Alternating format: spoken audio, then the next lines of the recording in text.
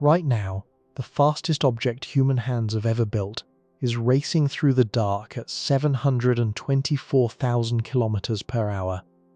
That machine is the Parker Solar Probe, and at that speed, it crosses the width of a continent in less time than it takes to read this sentence aloud. Point it away from the sun, and aim it instead at the nearest star that might cradle a living world, a small red sun called Proxima Centauri, and the rocky planet believed to circle it, and the journey would still take 6,300 years. Think about what that number means. The whole of recorded human history, every empire that ever rose, every language ever written down, every war and cathedral and forgotten kingdom, would play out from its beginning to its end, and the ship would still not have arrived. Engineers, of course, have better answers than a probe never designed to make the crossing. Ion drives, sipping their fuel patiently across the centuries, could carry a crew toward the Alpha Centauri system in roughly 450 years. Nuclear pulse propulsion, a design that flings tiny fusion pellets out the back of the ship and detonates them at 250 per second, could drive a hull to 12% the speed of light and shrink that same voyage to about 130 years. Every decade that passes, the propulsion problem grows a little smaller, a little more solved. And yet, that is not the thing that kills the mission. Here is what most people get wrong. When scientists finally ran the full simulations, modeling not merely the engine, but the fragile human cargo across the long procession of generations, they found the failure waiting in a place no rocket equation had ever thought to look. A founding crew of 32 people had a survival rate of 0%. Not a single simulated voyage reached the far shore, and the reason had nothing to do with a fuel tank running dry or a reactor growing cold in the deep. The reason was the people themselves. The engineering is not the fatal constraint on humanity's first great voyage between the stars. The humans are. Here is what that actually means. If you find a strange comfort in questions this large, in the slow unspooling of everything that would have to go right and everything that could quietly go wrong, do me a small favor and hit that like button and subscribe. It genuinely helps this channel grow, and it lets me keep making these long, quiet journeys into the dark for you. So settle in. Make yourself warm and comfortable. There is no hurry tonight, and there is nowhere we need to be. Let's begin. The idea is far older than the computers that condemned that crew of 32. It is older than spaceflight itself, older than the first rocket to ever leave the ground. More than 100 years ago, before a single human-made object had climbed above the atmosphere, a physicist named Robert Goddard sat down and sketched the first serious written blueprint for a ship that would carry not travelers, but descendants. A vessel whose passengers would be born, would grow old, and would die still in transit, generation following generation following generation, so that someday a stranger who had never once seen the Earth might open a door onto somewhere entirely new. It is a beautiful thought, and a strange one. The people who leave are not the people who arrive. Nobody who boards will live to see the destination. Nobody who steps off at the end will remember the world they came from. Everything in between, all the living and the loving and the dying, happens inside a moving vessel smaller than a single city, hurtling through a cold so complete that it has almost no meaning here on the ground. To understand how long such a ship could truly last, and whether what steps off at the far end could still be called human at all, we have to walk back to where the dreaming first began. It begins with a man remembered for something much smaller. Robert Goddard is known today as one of the fathers of the rocket, the engineer who built the first liquid-fueled machine to lift itself off the ground under its own power. That is the Goddard who survives in the textbooks. But long before any of that, in the year 1918, he set down a private set of notes and gave them a quiet and enormous title. He called the document The Ultimate Migration. In those pages he did not sketch a better engine or a faster climb. He sketched an escape. The idea inside was almost too large to say out loud. Goddard imagined a time, unimaginably distant, when the sun itself would begin to fail, and he asked what humanity might do when its own star could no longer keep it warm. His answer was not a rescue mission. It was not a single heroic dash across the dark. It was an ark. A vessel that would carry not the people of that final generation on Earth, but their descendants, sealed away and drifting outward, waiting through the long centuries for a new sun to gather around them. He was describing a journey so long that the travellers themselves had almost stopped mattering. What mattered was the living cargo, passed hand to hand down the years. Consider what that required him to believe. The brilliance of the ultimate migration was not the vehicle. It was the willingness to surrender the one thing that every explorer in all of human history had quietly assumed. Not the assumption that the journey would be hard. Not the assumption that some would die along the way. The far stranger assumption Goddard let go of was that anyone at all would live to see the far shore. He was the first person to write down, in plain terms, the notion of a ship whose entire crew is meant to perish in transit, on purpose, as the design intended. It was 1918. The airplane was 15 years old, and a man was already sketching a boat built to be crewed by the great-grandchildren of the people who launched it. That is where the dreaming starts. And once it started, it did not stop. It grew.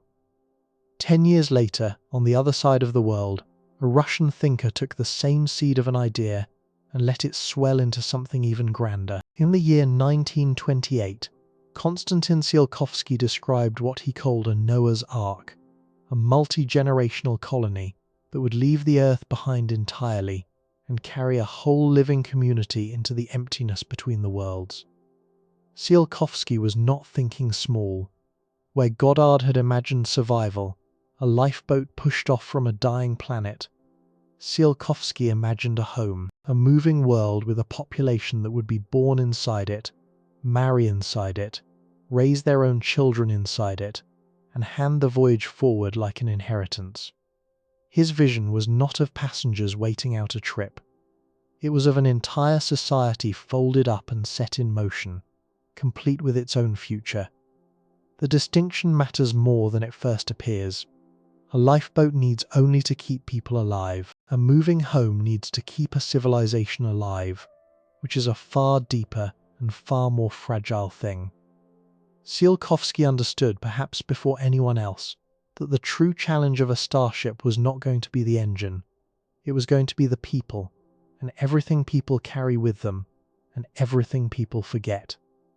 Then, only 1 year after that, the idea found its shape. In the year 1929, the physicist J.D. Bernal published a slim and strange book with a title that reads like a warning: The World, the Flesh, and the Devil. Inside it, he described a habitat unlike anything that had come before. Not a rocket, not a capsule, but a hollow sphere, a closed shell of a world, miles of it, spun and sealed, with its inhabitants living on the inner surface, held down not by a planet but by the turning of the sphere itself. The empty middle of the sphere would be a sky, the curved inner wall would be the ground, and the whole of it would drift through space carrying its population wrapped safely inside, a bubble of borrowed earth adrift in the dark. The idea was so complete, so structurally clear, that it never really went away.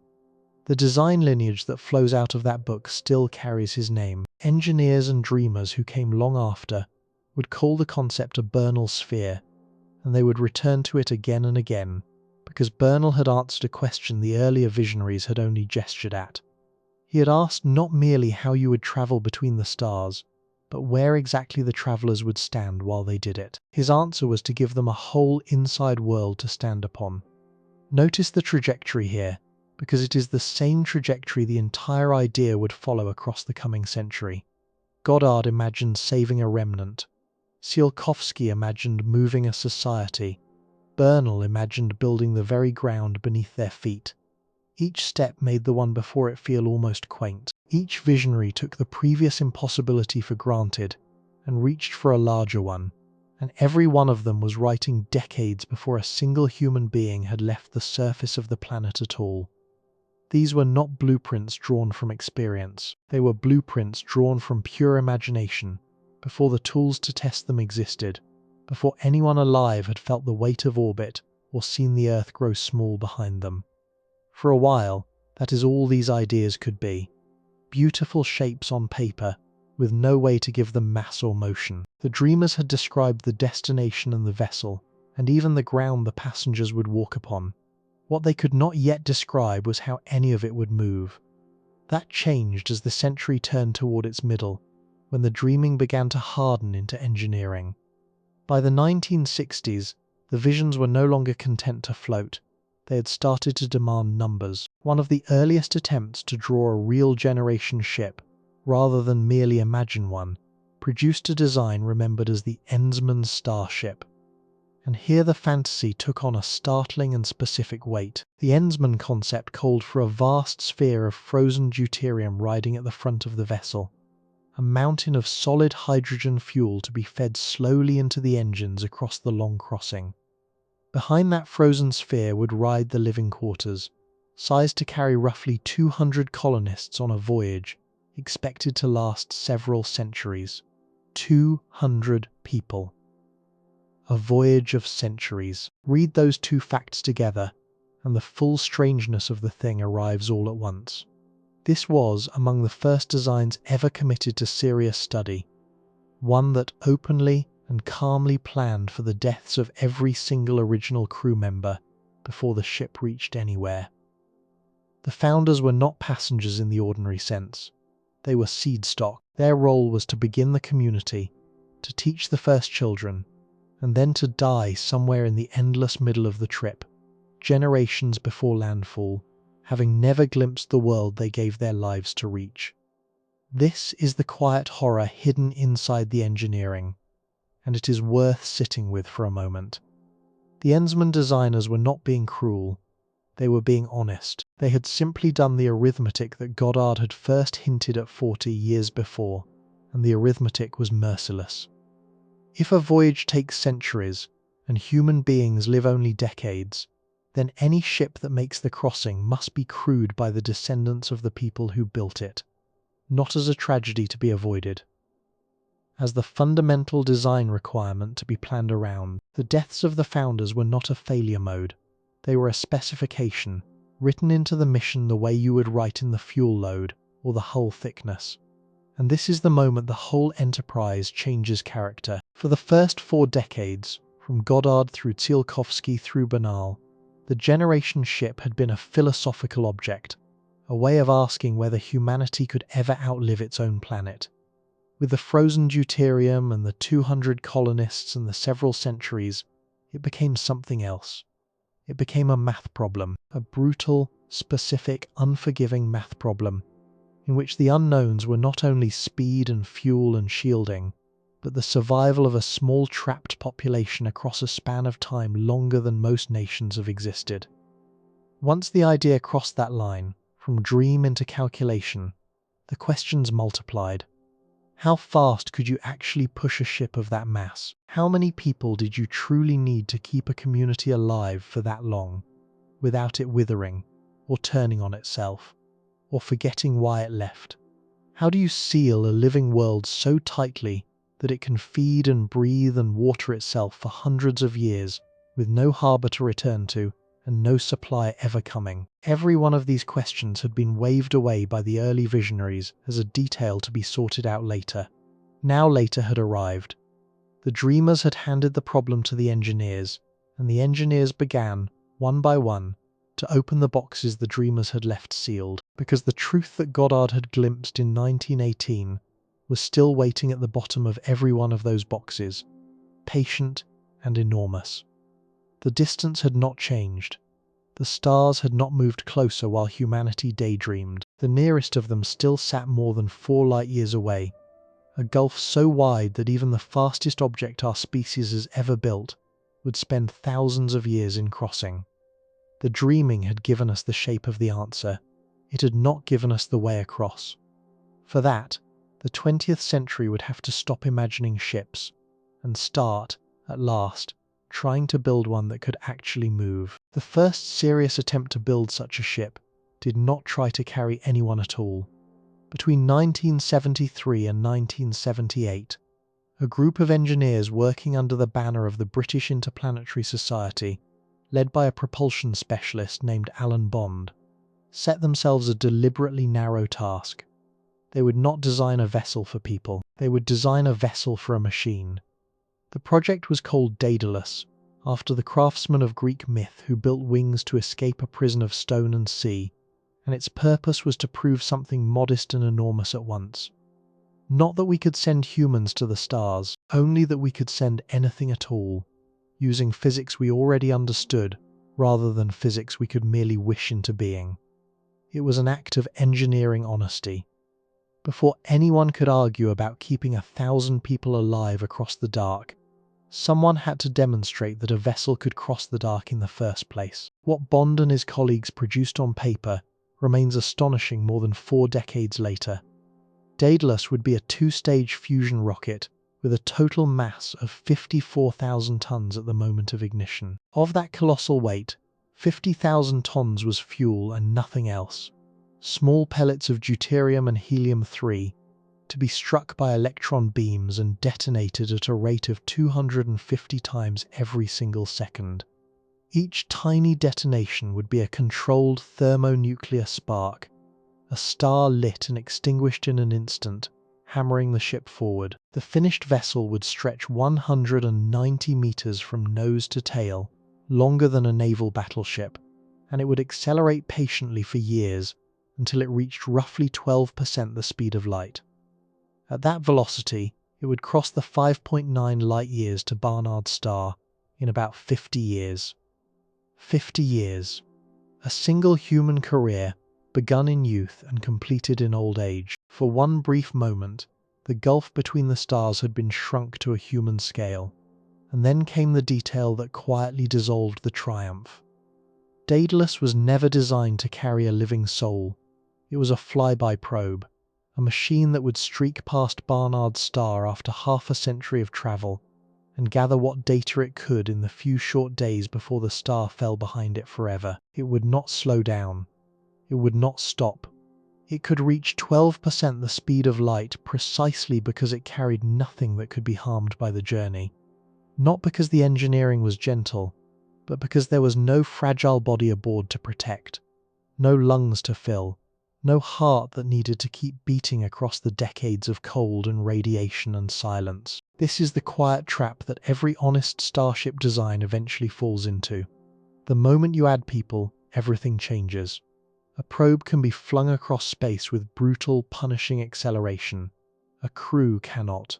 A probe needs no air, no water, no food, no shelter from the particles that sleet endlessly through interstellar space. A crew needs all of these, continuously, for the entire duration of the voyage, with no possibility of resupply. And so the propulsion concepts that might actually carry human beings tend to be slower, gentler, and far more demanding than anything imagined for a bare machine. Consider 2 of the most carefully studied approaches for a crewed crossing. The first uses ion drives, engines that produce a whisper of thrust, no harder than the weight of a sheet of paper resting on your palm, but sustain it for years without pause. A ship accelerating gently for the first half of the journey and decelerating for the second half might reach the Alpha Centauri system, 4.37 light-years away, in roughly 456 years. The second approach is far more violent. Nuclear pulse propulsion would drive the ship forward by detonating a sequence of nuclear charges behind a massive pusher plate, riding the blast waves like a surfer riding an avalanche.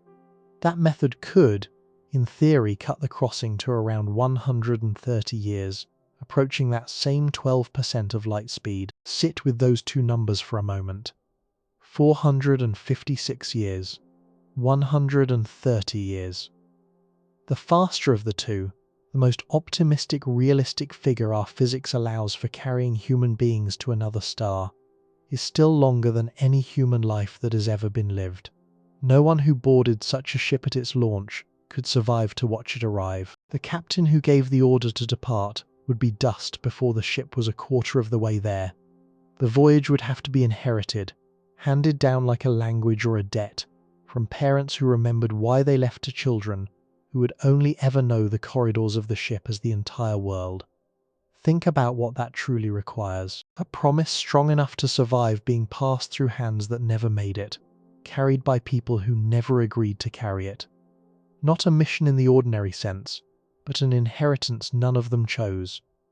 By the early years of this century, the institutions had begun to take the problem seriously. In the year 2011, the Defense Advanced Research Projects Agency, working alongside NASA, launched an effort with a deliberately humbling name, the 100-Year Starship.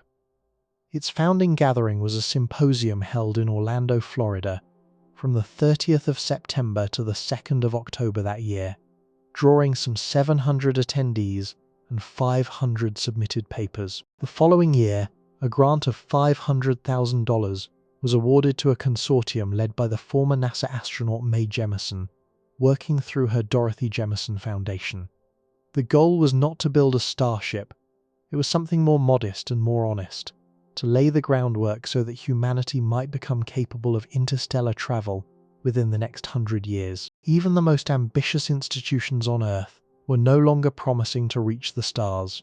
They were promising only to become the kind of civilization that one day might.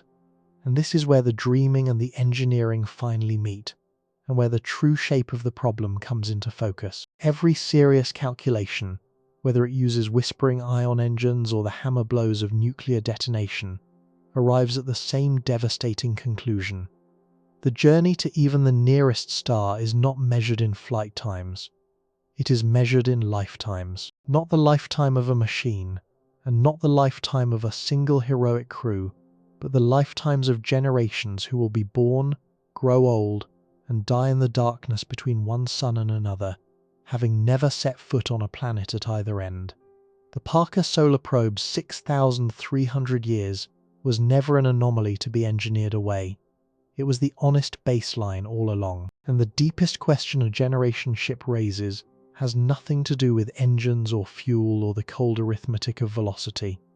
It is a question about the people, about how many of them you would need, how tightly you would have to control their lives, and whether the small sealed civilization you launched toward the stars could hold together long enough to arrive. That question has a quiet technical name, though it almost never appears in the glossy paintings of silver ships gliding through the dark. Scientists call it the minimum viable population problem. It is the deceptively simple matter of asking how few human beings you can seal inside a vessel and still expect a living, breathing, genetically healthy people to step off at the other end. The number sounds like it should be an engineering figure. It is not. It is a biological one. And it turns out to be one of the strangest and most fiercely contested numbers in the entire study of interstellar travel. Not because the mathematics are hard to perform.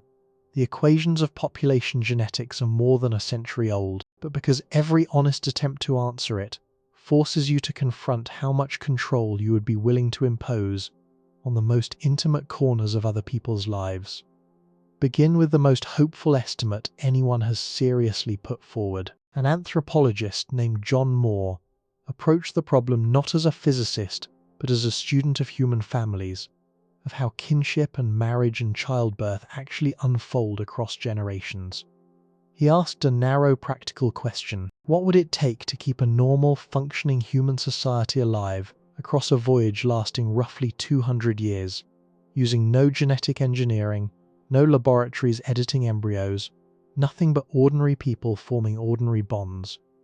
His answer was startlingly small: 160 people. That was all. A crew smaller than the guest list at a modest wedding, sealed inside a hull, could in principle carry the entire human species to another star. Consider what that number really means. 160 is not a civilization. It is a large classroom. It is the number of faces you might pass on a single busy morning walking through a train station, glimpsed once and never seen again. Moore was not claiming this would be comfortable, or even pleasant. He was claiming it was survivable, that a group this size could reproduce across 10 generations without collapsing into the genetic ruin that stalks every small, isolated population. And he found he could shrink the figure even further. If couples were willing to delay childbearing into their mid-30s, spacing the generations further apart and slowing the accumulation of harmful mutations, the founding crew could drop to as few as 80 people. 80. The population of a single apartment building, tasked with becoming the seed of a species on another world. But notice what has already happened in that sentence. Quietly, almost invisibly. The number did not fall because the ship became better. It fell because the people agreed to reshape their own biology around the mission. Delaying children into your mid-30s is not a technical adjustment. It is a decision about when you fall in love, when you marry, whether you spend your 20s as a parent or as something else entirely. Moore's optimistic floor of 80 was never purely a genetic calculation. It was a social contract dressed up as one. A promise extracted from people who would have to bend the rhythm of their entire lives to make the arithmetic close. This is the pattern that will haunt every version of this question. The smaller the crew, the tighter the leash. And here is the problem with optimism. Moore's model was elegant, but it made a gentle assumption about the universe. It assumed the voyage would proceed more or less smoothly, that the greatest threat to a small population was the slow erosion of its gene pool through ordinary reproduction. It treated the journey as a mathematics of families. But space does not offer smooth voyages. Space offers accidents. Disease. Radiation. Equipment failures that kill several people in a single hour. A hull breach. A fire. A plague that sweeps through a sealed environment where every person breathes the same recycled air. The real question is not how few people you need on a good voyage. It is how many you need to survive a bad one. That is precisely the question a second scientist set out to answer, and his conclusion could not have been more different. Cameron Smith, an anthropologist at Portland State University, published a study in the journal Acta Astronautica in the year 2014 that pulled the entire problem into harsher light. Smith built a simulation that refused to be gentle. It did not merely track the slow drift of genes across generations. It layered catastrophe on top of catastrophe. It modeled random accidents that could kill members of the crew at any moment. It modeled disease outbreaks that could tear through the population without warning. It modeled the phenomenon geneticists call genetic drift, the way rare traits can simply vanish from a small group by pure chance, the way an entire branch of human variation can disappear, not because it was harmful, but because the handful of people who carried it happened not to have children. Smith ran mutation, natural selection, and random misfortune all at once, the way they actually occur in the real world. And he asked how large a founding crew would have to be to absorb all of it and still arrive intact after 150 years. His answer was not 160. It was not 80. His answer was a founding population somewhere between 14,000 and 44,000 human beings. Sit with the size of that gap for a moment, because it is one of the widest disagreements you will find anywhere in serious science. One researcher says 80, another says 44,000.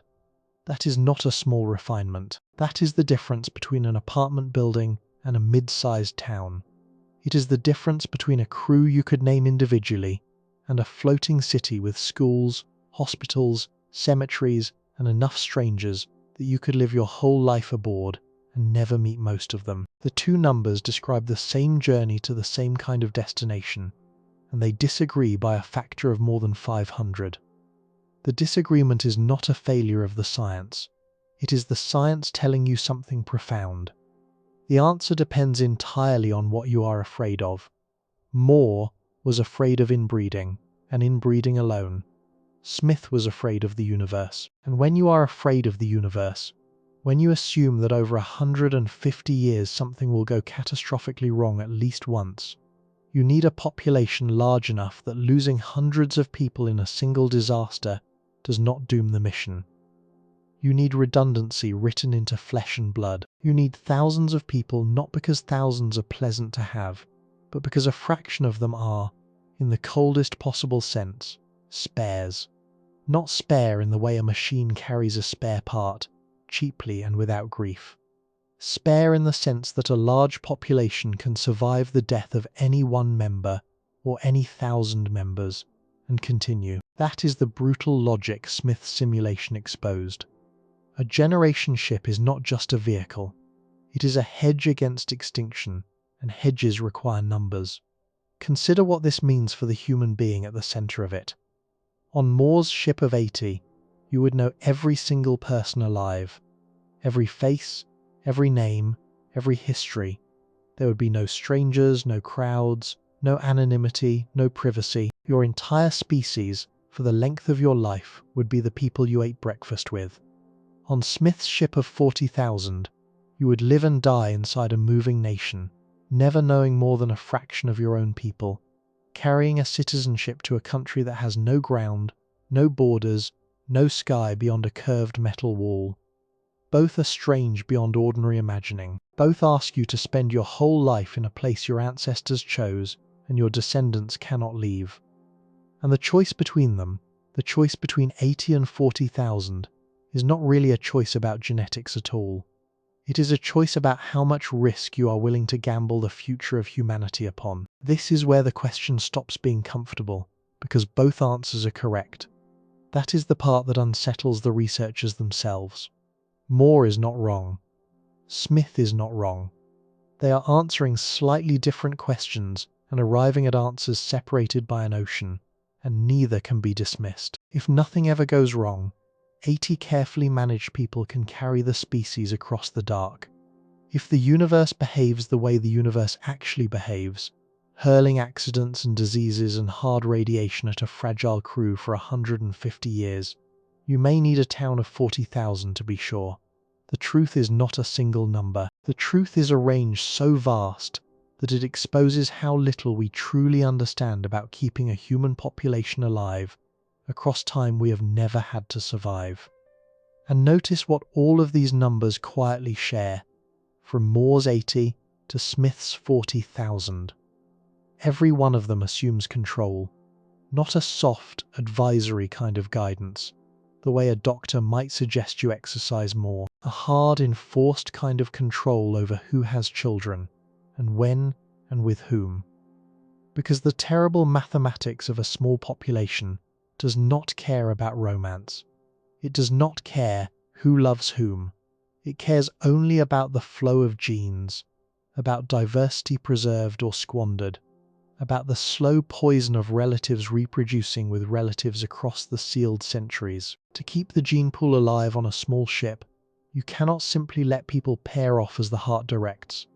You have to manage it. You have to plan it. And the smaller the crew, the more total that management must become.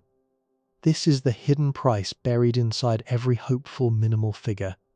The fewer the people, the less freedom each of them can be allowed, and it raises a question that no engine, no matter how powerful, will ever answer.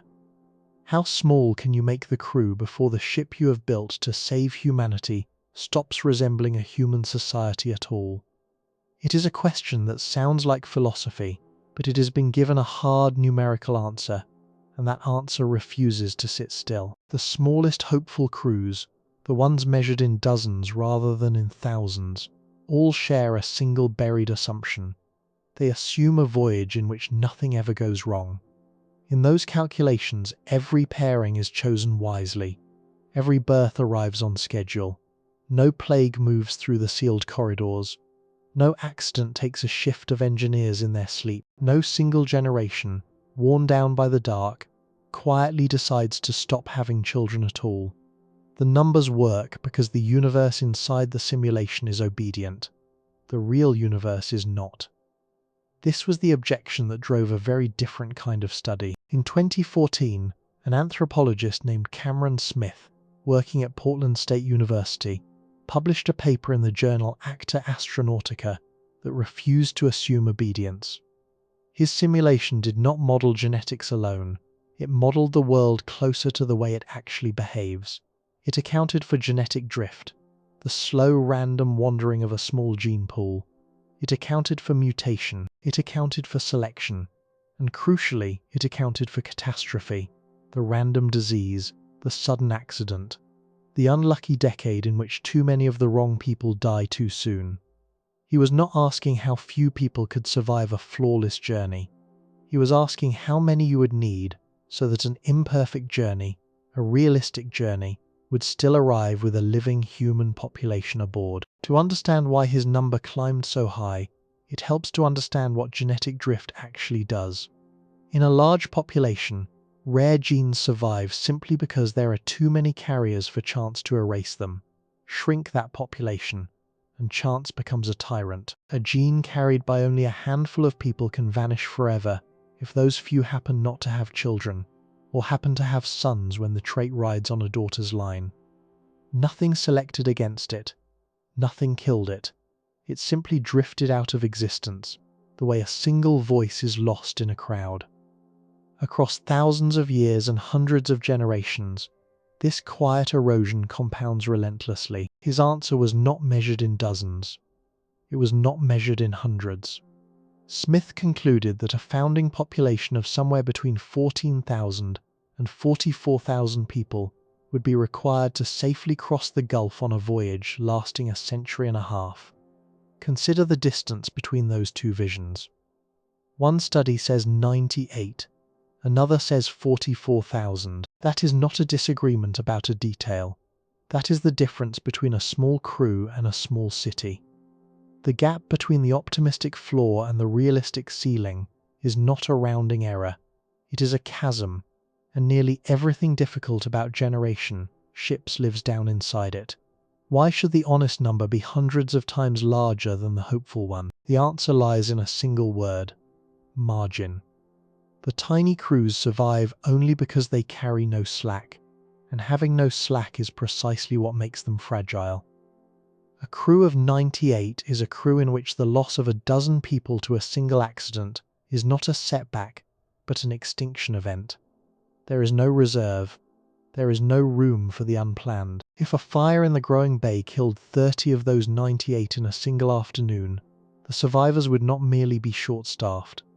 They would be carrying a pool too shallow to ever recover, the mission dead centuries before the ship reached anything. Smith's larger number is not there to fill more beds. It is there to absorb the blows a real universe will inevitably land. And even a large number does not make the deeper problem disappear. It only slows it. Population geneticists studying these sealed scenarios have found a threshold that ought to trouble any mission planner. Below roughly 500 individuals, an isolated population can lose as much as 80% of its initial genetic diversity within just 30 generations. Not through any single disaster. Through the quiet arithmetic of relatives, however distant, reproducing with relatives, generation after generation, in a pool with no fresh blood arriving from anywhere. This is inbreeding depression and genetic drift working together, patiently, invisibly. Each generation the pool grows a little shallower. Each generation the hidden flaws surface a little more often. The population does not fail all at once. It thins. Think of that diversity as a library rather than a bank balance. A large founding population is a vast library, its shelves holding countless volumes, many of them never opened, their value unknown until the day a strange new sickness demands exactly the resistance written on one obscure page. A small population is a handful of books. Burn even a few, and you have not merely lost some pages, you have lost the answers to questions the ship has not yet been asked. And a sealed vessel crossing thousands of years will be asked questions its builders could never have imagined. Consider what this means for a person who never asked to be born inside the problem. A child delivered in the ship's medical bay, 300 years into the voyage, inherits not just the mission, but the narrowing. The illnesses that a diverse population would have shrugged off begin to concentrate. The rare recessive conditions, harmless when hidden, start meeting their mirror images and expressing themselves in the flesh. A physician aboard such a ship would watch the population grow slowly more brittle across the decades. They would see the same hereditary weaknesses appear in more and more of the newborns. And they would understand with a doctor's particular helplessness that there is no cure to fetch, no new bloodline arriving on the next supply run. because there is no supply run, and there will not be one for thousands of years. Here the biology begins to bleed into something else, something no gene sequence can capture, because the same shrinking that threatens the body threatens the society wrapped around it. A population managed down to its bare minimum is a population with no strangers, no distant branches, no fresh perspectives arriving from outside a single overlapping family tree. Everyone is, in some traceable sense, related to everyone. The ship becomes not a nation but a single extended household, and households, sealed too tightly for too long, have their own ways of failing that have nothing to do with chromosomes. This is the true shape of the population equation. It is not really a question of how many seats to fill. It is a question of how thin the thread of humanity can be stretched across the centuries before it finally snaps. Every generation aboard is a single knot in that thread, and every knot is a place where it could slip. The engineers can promise a ship that holds together against the vacuum. No one, not yet, can promise that the people inside it will hold together against each other, and that, it turns out, is the harder promise by far. Set that harder promise aside for a moment. Assume, against everything, that it can be kept.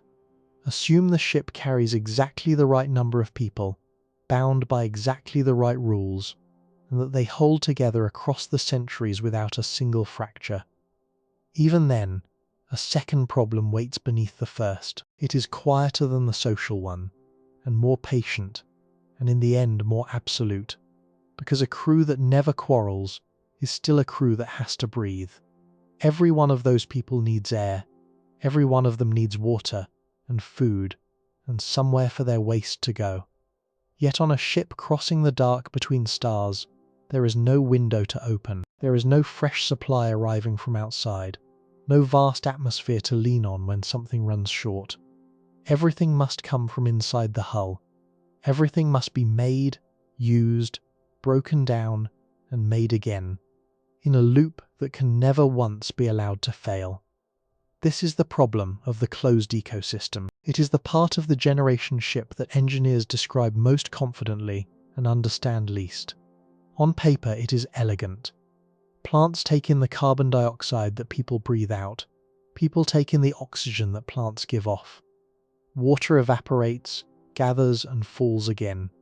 Waste feeds the soil feeds the crops feed the people. A perfect circle, turning forever, powered by nothing but light. It is the same circle that the whole Earth runs on, shrunk down and sealed inside a shell of metal and glass. For most of the 20th century, that circle existed only as a diagram. No one had ever built one and lived inside it. No one had closed the door on a working world and waited to learn whether it kept working, not because the idea was too difficult to attempt, but because no one had been willing to wager their own lungs on the outcome. Then, on a September morning in the Arizona desert, 8 people were. The place was called Biosphere 2. The name carried a quiet ambition, because it implied that the Earth itself was the first biosphere, and that this sealed structure might stand as a second one beside it. It rose from the desert near Oracle, Arizona, a vast enclosure of steel and glass that caught the sunlight and locked the outside air away. Within it, its builders had assembled a living world in miniature. There was soil, and there were crops. There were plants to make the oxygen and animals to move through the food chain. There was a farm meant to feed the people who would live there. The whole structure had cost somewhere between $150 and $200 million. It was the most ambitious closed ecosystem ever built by human hands, and it was designed to answer a single enormous question. Could human beings seal themselves inside a working world and have that world keep them alive? On September 26, 1991, 8 people walked through the airlock and the door was shut behind them. 4 men and 4 women. Their plan was to stay sealed inside for 2 full years. They would grow their own food. They would breathe air recycled by their own plants. They would drink water that circled endlessly through the system and never once came in from outside. For 2 years they would be, in every way that mattered, the crew of a starship that happened to be standing still. The desert around them might as well have been the vacuum between the stars. What they were testing was not really a building. It was the central promise of every generation ship ever imagined, that a sealed circle of life can hold. For a while it seemed to hold, and then, slowly, the air began to change. The trouble did not announce itself. There was no alarm, no rupture, no single machine that visibly broke. There was only a number that would not stay where it belonged, drifting downward month after month, so gradually that at first it was easy to explain away. That number was the oxygen. Earth's atmosphere is roughly 21% oxygen. That is the figure your body expects. It is the figure every cell in you has been tuned to across millions of years of evolution. The invisible baseline you have never once had to think about. Inside Biosphere 2, that figure began to fall. It fell because of something the designers had not properly accounted for. The soil. They had filled their sealed world with rich, living earth, thick with the microbes that make soil fertile. Those microbes, it turned out, were breathing too. They consumed oxygen far faster than anyone had predicted, faster than the plants above them could ever replace. The carbon dioxide those microbes released should then have fed the plants, closing the loop and balancing the books. But the loop did not close. The structure's own concrete, its bare foundations and its walls, was quietly absorbing that carbon dioxide, drawing it out of the air and locking it away inside the stone. The gas that should have flowed back into the living cycle was disappearing into the fabric of the building itself. The plants that were meant to repair everything could not keep pace either, because they were starved of the one thing they needed most: light. The great glass ceiling that sealed the world in also filtered the sun coming through it. More than half of the incoming light never reached the leaves below. Photosynthesis, the engine that was supposed to regenerate the air, was running at a fraction of its intended power. Consider what this means. The single process the entire experiment depended upon, the turning of light and carbon dioxide back into breathable oxygen, was being throttled from 3 directions at once. The microbes stole the oxygen, the concrete stole the carbon, the glass stole the light, and the number kept falling. Over 16 months, the oxygen inside Biosphere 2 dropped from 21% to 14.2%. To understand what that does to a human being, you do not need a laboratory. You need only imagine standing on a mountain. 14.2% oxygen is roughly what the air holds at 13,400 feet above sea level. The kind of altitude where climbers move slowly, gasp for breath, and cannot sleep. The crew were not climbing anything. They were walking across level floors, lying in their beds trying to rest, and still their bodies behaved as though a mountain were rising silently around them. They grew tired in a way that rest could not cure. They fought for breath climbing a single flight of stairs. They developed sleep apnea, waking again and again through the night as their starved bodies reached for air that was not there. Their thinking slowed. Simple arithmetic became difficult. This was not a sudden catastrophe. It was a slow suffocation, so gradual that the people living inside it adjusted to their own decline, without ever quite registering how far it had gone. That is the quiet horror of a closed system failing. It does not strike, it leaks.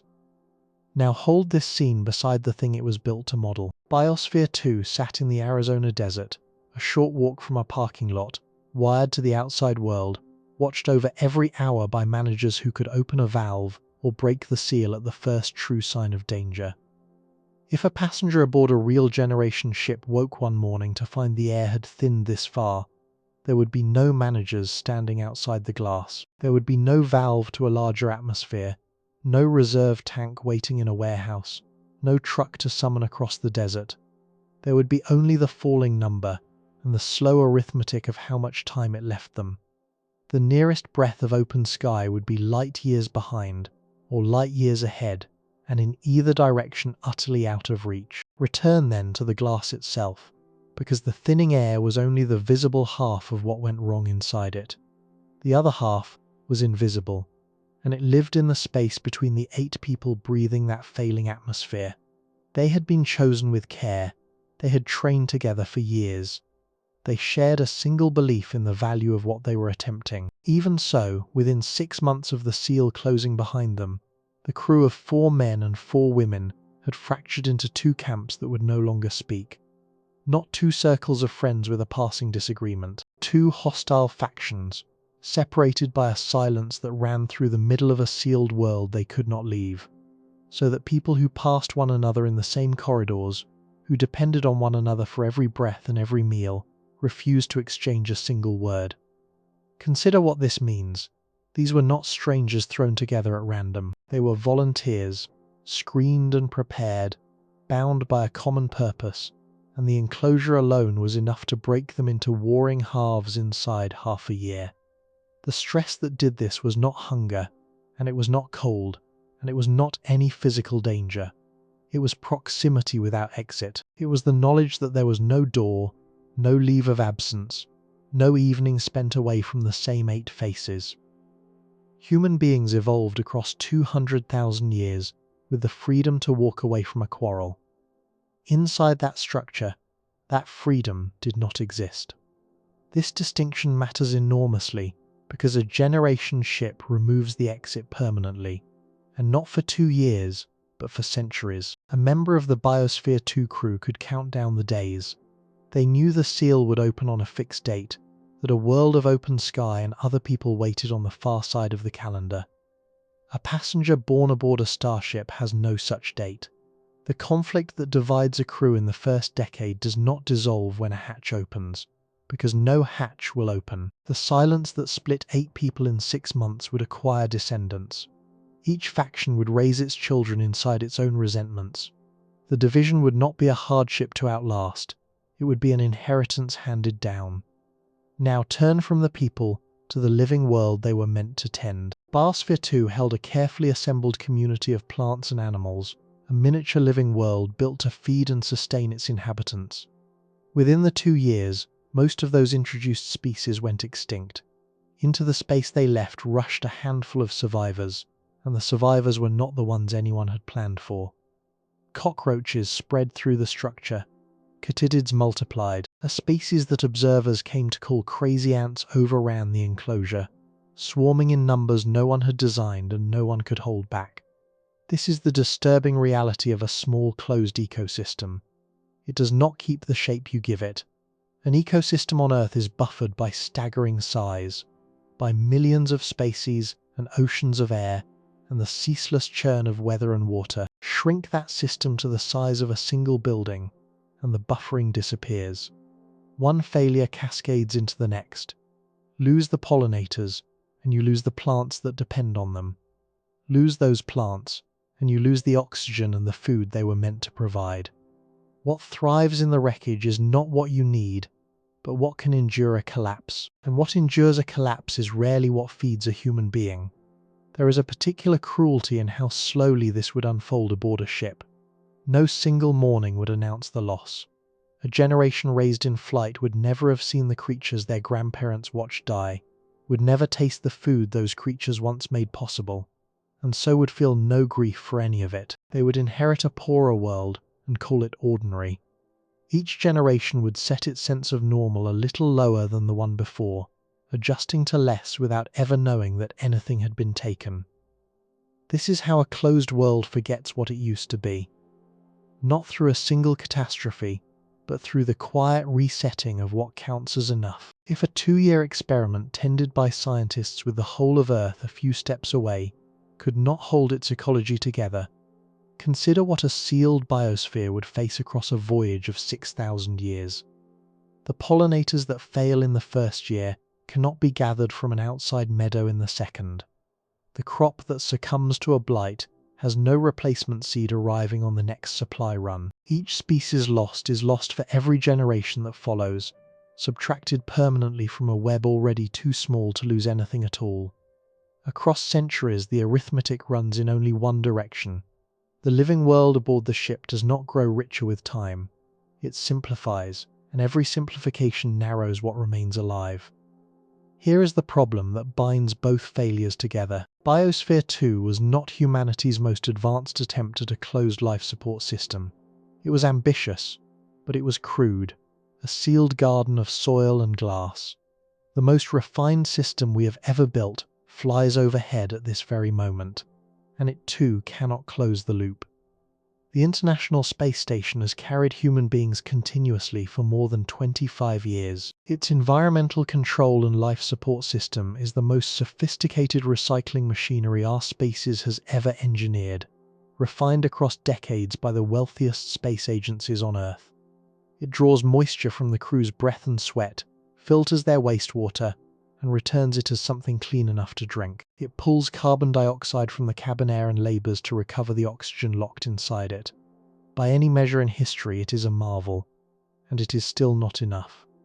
The station recovers roughly 90% of its water. That figure sounds like a triumph until you sit with the missing tenth. 1/10 of the water aboard is lost with every cycle, gone beyond recovery, and it must be replaced from outside. The oxygen situation is harder still. The system reclaims only about 51% of the oxygen bound in the carbon dioxide the crew breathes out. Roughly half of every breath the astronauts take must arrive from tanks and canisters carried up from the ground. Put it in the plainest terms. The most advanced life support system in human history recovers barely half of a single vital gas. The reason this is survivable has nothing to do with the machinery and everything to do with distance. The station orbits a few hundred miles above the surface. When its filters clog, when its stores run low, when a component fails, a resupply vehicle can climb to meet it within days, carrying fresh water, spare parts, and bottled oxygen. The station is not truly a closed system at all. It is an open system, with a very long umbilical cord, tethered to the factories and warehouses and launch pads of an entire planet. Sever that cord, and its crew would not survive the year. This is the fact that dismantles the comfortable assumption beneath every generation ship ever sketched. We picture a vessel that carries its own complete world inside it, self-sufficient and whole. But the two hardest data points we actually possess say the same thing from opposite directions. The crude closed system failed its air in 16 months. The advanced open system endures only because it was never closed at all.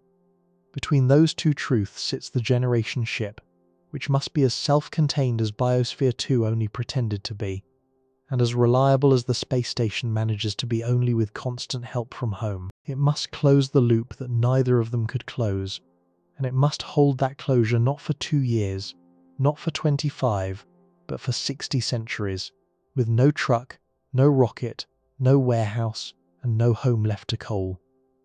Consider what that truly demands. Every atom of oxygen the ship will ever hold must already be aboard at launch, cycled through lungs and leaves and machinery millions upon millions of times, without once falling below the line that keeps a body conscious. Every drop of water must travel from vapor to river, to cup to breath and back to vapor again, over and over, for 300 human generations, surrendering nothing that cannot be reclaimed. Every failure that a supply mission would have quietly corrected must instead be corrected by the ship alone, out of resources already carried for all time. The margin for error is not merely small. Stretched across 6,000 years, the margin for error narrows toward nothing.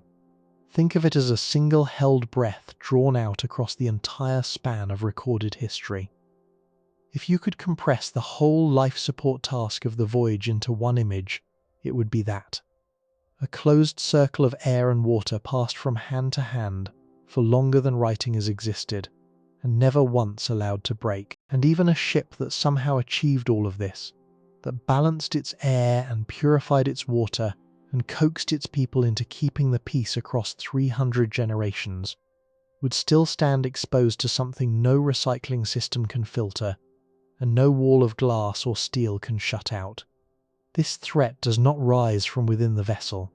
It pours in from the emptiness the vessel was built to cross. That emptiness is not empty. This is the first fact to overturn, and it dismantles almost everything the word space quietly suggests to the ordinary mind.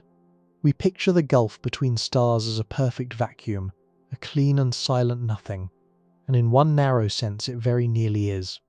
A cubic centimetre of it might hold a single atom, yet threaded through that near-perfect emptiness, streaming in every direction at once, is a sleet of particles moving at very nearly the speed of light. Astronomers call them galactic cosmic rays. They are the shrapnel of the universe. They are atomic nuclei stripped bare of their electrons, flung outward by exploding stars and by other engines of violence we still do not fully understand. And they have wandered the galaxy for millions of years before one of them happens to pass through the exact volume of space where your ship will be. On the surface of the Earth you are shielded from nearly all of them, and you have never once felt the shielding at work. Not because the particles are gentle, they are not gentle, but because two vast and invisible guardians stand between your body and the open sky. The first is the planet's magnetic field, a great enveloping structure that deflects charged particles and turns much of that oncoming sleet aside. The second is the sheer depth of the atmosphere above your head, a column of air that absorbs and scatters what the magnetic field lets through. You live your entire life at the bottom of that protective ocean. Every person who has ever been born has lived and died inside it. And so we carry an intuition about radiation that is quietly, dangerously false. We assume it is rare. We assume it is something that happens elsewhere, to other people, under unusual circumstances.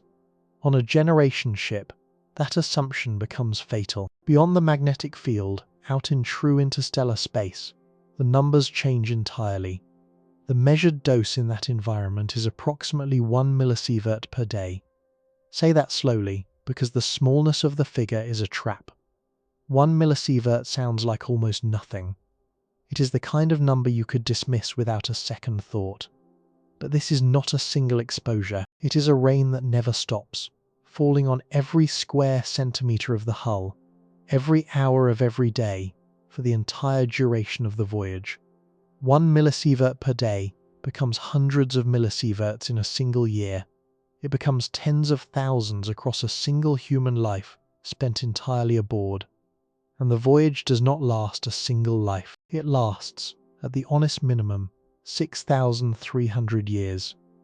It lasts across 315 human generations, each of them born into that same unceasing rain, each of them accumulating a dose that no one on Earth in ordinary circumstances would ever willingly accept.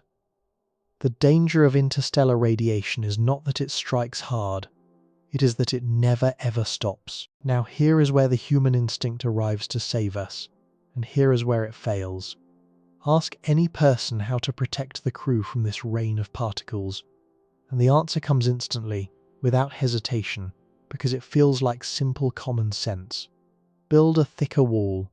Surround the living quarters with more mass. Wrap the vulnerable human body in metal, in water, in rock, in whatever material can be carried, and let that barrier soak up the incoming particles the way a thick coat soaks up the cold. It is the most natural conclusion in the world. It is also, in the specific case of galactic cosmic rays, catastrophically wrong.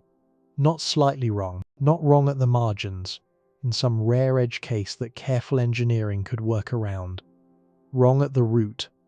Wrong in a way that inverts the entire logic of protection and turns the shield itself into a weapon aimed inward at the people it was built to save.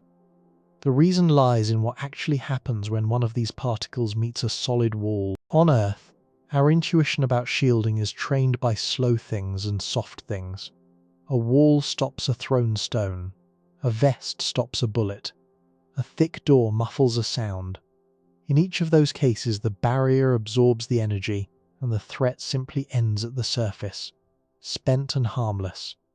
But a galactic cosmic ray is not a thrown stone. It is a single atomic nucleus, carrying an almost unimaginable quantity of energy, moving at a speed that ordinary experience gives us no way to picture.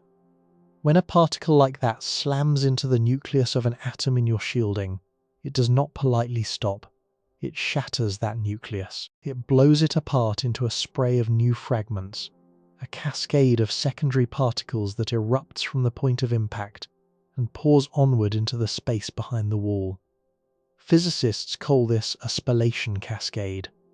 And this is the cruel heart of the problem. Those secondary particles, born inside the very shield you built for safety, can be more biologically destructive than the original cosmic ray that created them.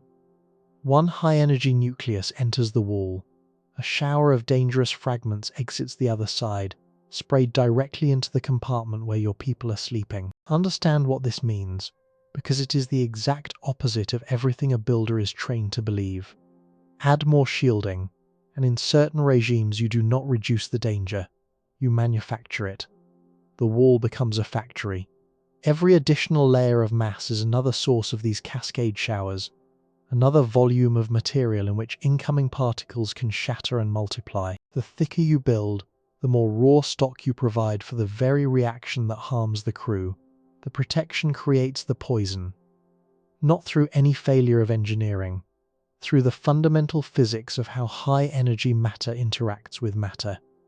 This is why the radiation problem cannot be solved the way every other structural problem on the ship is solved. You cannot simply build it stronger. You cannot simply add margin. The most obvious lever, the one every instinct reaches for first, pushes in the wrong direction. Consider what this does to the mind of the person who has to design the vessel. Every other threat we have examined, however severe, at least behaves the way problems are supposed to behave. Run low on air, and you can carry more oxygen or grow more plants. Fear genetic collapse, and you can carry more people. Dread a component failure, and you can carry more spare parts. In each case, the answer to too little is more. The whole discipline of engineering rests on that single reassuring principle. When in doubt, add margin.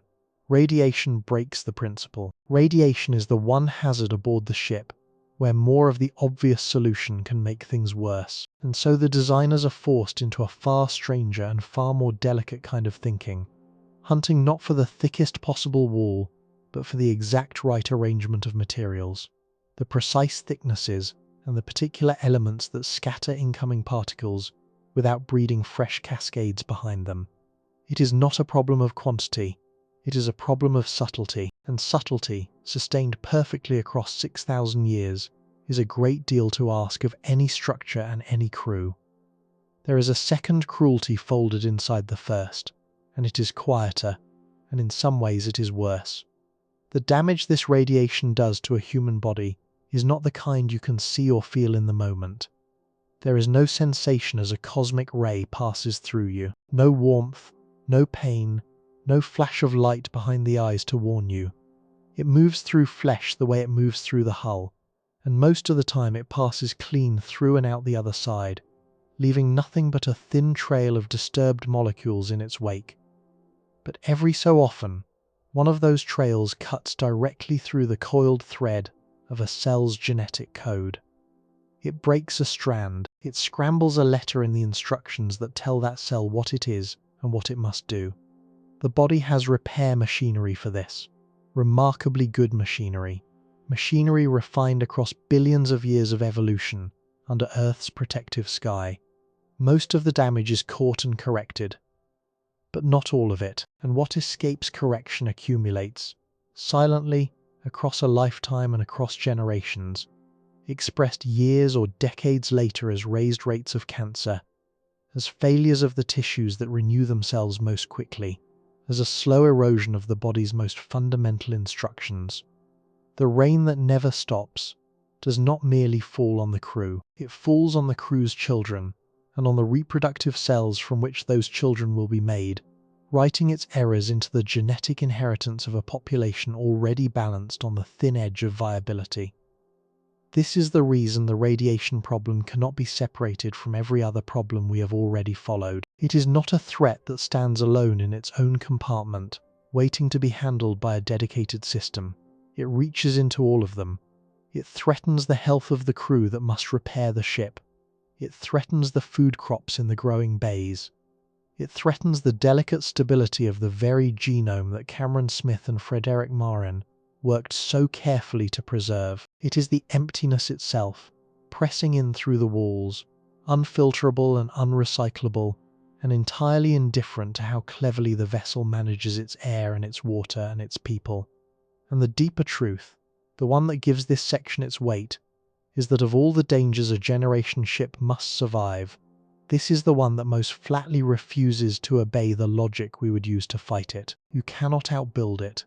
You cannot outmass it. You can only outthink it again and again for as long as the voyage lasts.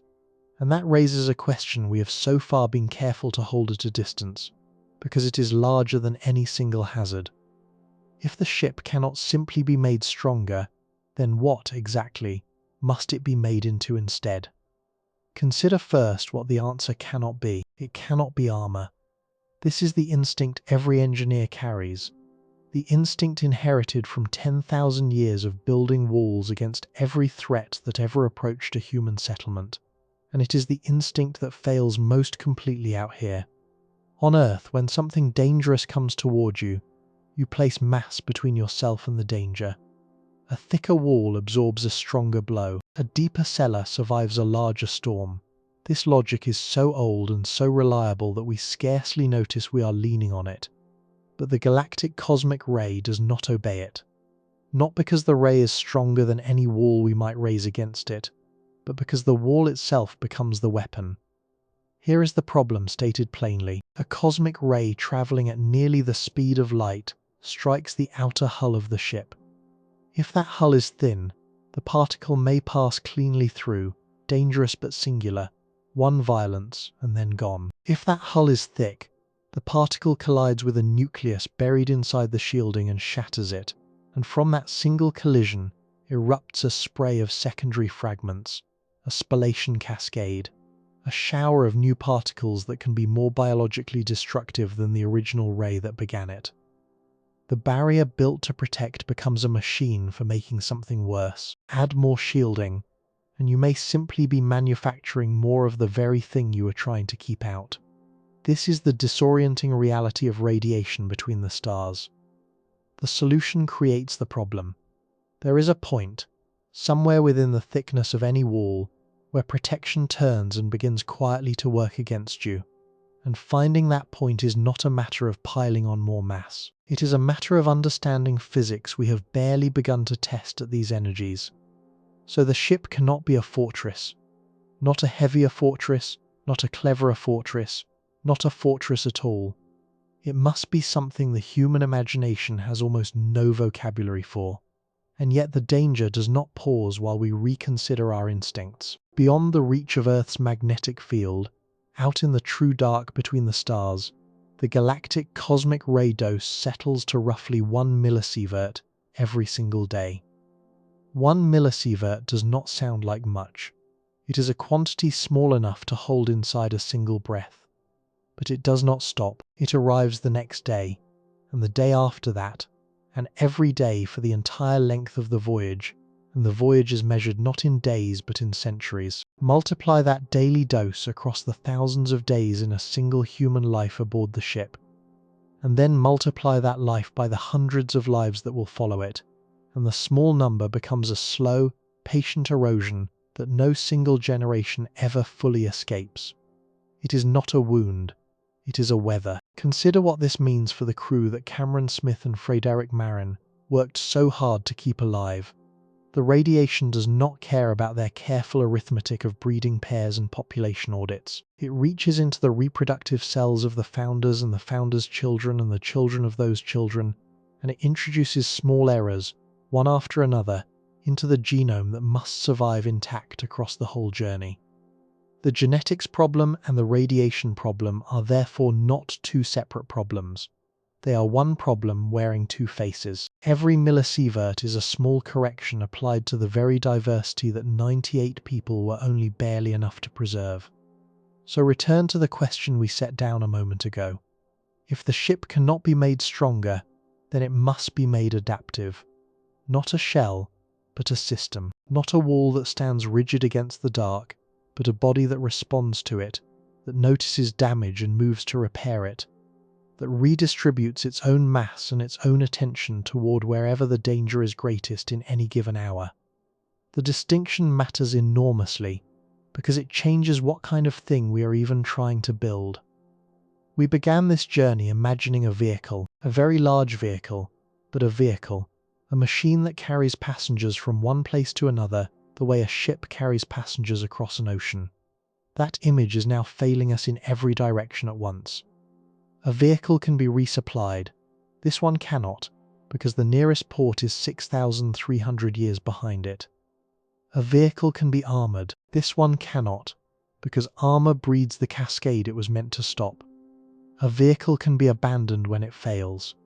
This one cannot, because there is nowhere to go and no one left alive who remembers any other home. Every property that makes a vehicle has quietly been stripped away, one by one, until what remains is something that only resembles a machine from the outside. Look at what all the earlier sections were secretly describing. The propulsion problem told us the journey would outlast every person who ever chose it.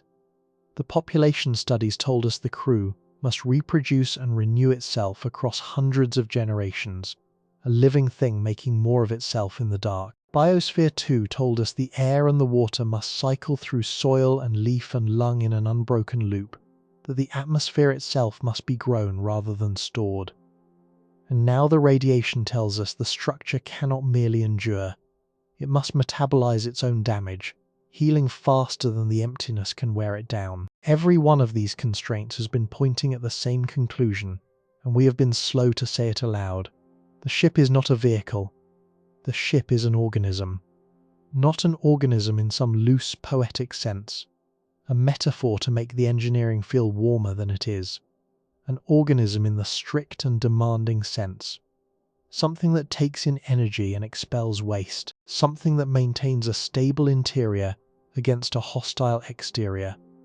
Something that repairs its own tissue, regulates its own chemistry, replaces its own dying cells with new ones, and carries forward across time a pattern of information that no single one of its parts is old enough to remember assembling. A forest does this. A coral reef does this. A human body does this, replacing nearly every atom within it across the span of a single life, while somehow remaining, unmistakably, the same person. The generation ship must learn to do this too, only it must do it alone, in the cold, for longer than any organism on Earth has ever held its shape. This is the pivot on which the entire question turns. We asked how long humanity's first generation ship would actually last, and we have been answering as though we were asking how long a machine can run before it breaks. That was the wrong question all along. Machines do not last centuries. Living systems do. The redwood outlives the wheel. The reef outlives the empire. If the ship is to survive the crossing, it cannot be engineered the way we engineer anything we have ever built. It must be cultivated, tended and grown. A closed living world spun from metal and water and soil and human beings. All of it arranged so that the whole can heal what any single part cannot. And that changes what we must ask next. Not how strong the walls are, but how large the world inside them must be. Not what the ship is made of, but what it must contain in order to stay alive. How much soil, how much light, how much turning of a great cylinder in the black to give weight to the feet of people who will never stand on a planet. To answer that, we must stop picturing a ship entirely. We must begin, instead, to picture a world. Picture it then, not a vessel, but a volume. A world has dimensions, and those dimensions are not chosen by the engineers who build it. They are dictated by the biology of the people who must live inside it. This is the quiet reversal that changes everything. On Earth, we raise a house and then decide how many people it can hold. Aboard a generation ship, the number of people comes first, and the world is grown around them. The crew is not the cargo, the crew is the specification. In 2019, 4 researchers set out to calculate exactly how large that world would have to be. Frédéric Marin and Camille Beloufi, working with their colleagues Taylor and Grau, published the most precise engineering specification, yet attempted for a ship meant to keep 500 people alive across the void. Their question was not how fast the ship could travel. It was simpler and far harder. How much land does it take to feed 500 people forever, with no harvest ever arriving from anywhere outside the hull? The answer was nearly half a square kilometre, roughly 450,000 square meters of living, growing surface, given over to nothing but the endless business of turning light and water into calories. That is a farm larger than 60 football fields, folded inside a moving world, tended by hand and by machine, and required to run without a single failed season for centuries at a stretch. Not one harvest, not 10, not 1,000. Every meal for every mouth for hundreds of generations, drawn from the same closed circle of soil and root and water that can never be opened. Think about what that demands. Not abundance, but perfection. A farmer on Earth can lose a crop to drought and plant again in spring. The rain will return. The soil will recover. Aboard the ship there is no spring arriving from somewhere else, no reservoir beyond the walls, no next planet to buy grain from if the harvest fails. The margin for error does not shrink across deep time. It vanishes. A closed farm that works flawlessly for 100 years and then falters in the 101st has not succeeded. It has simply delayed the moment everyone starves. And even that farm could not be a farm as any farmer would recognize it. Marin and his colleagues split it in two. Fruits, vegetables and starches would be grown through aeroponics, their roots suspended in open air and fed on a fine mist of nutrients, using only a fraction of the water that ordinary soil demands. But meat, fish, dairy and honey would still require conventional farming, animals and hives, and the slow ancient labour of husbandry. The ship must carry not only its people, but the entire biological economy that people have leaned on since the first villages were built. Not a garden. A whole civilization's worth of agriculture, sealed inside metal and asked to run in perpetual motion. And none of it can grow in weightlessness. Plants lose their sense of down. Bones dissolve in bodies that never feel their own weight. Fluids drift upward and pool in the skull. To give this world a floor, the ship itself must spin. The same paper set the minimum structure required.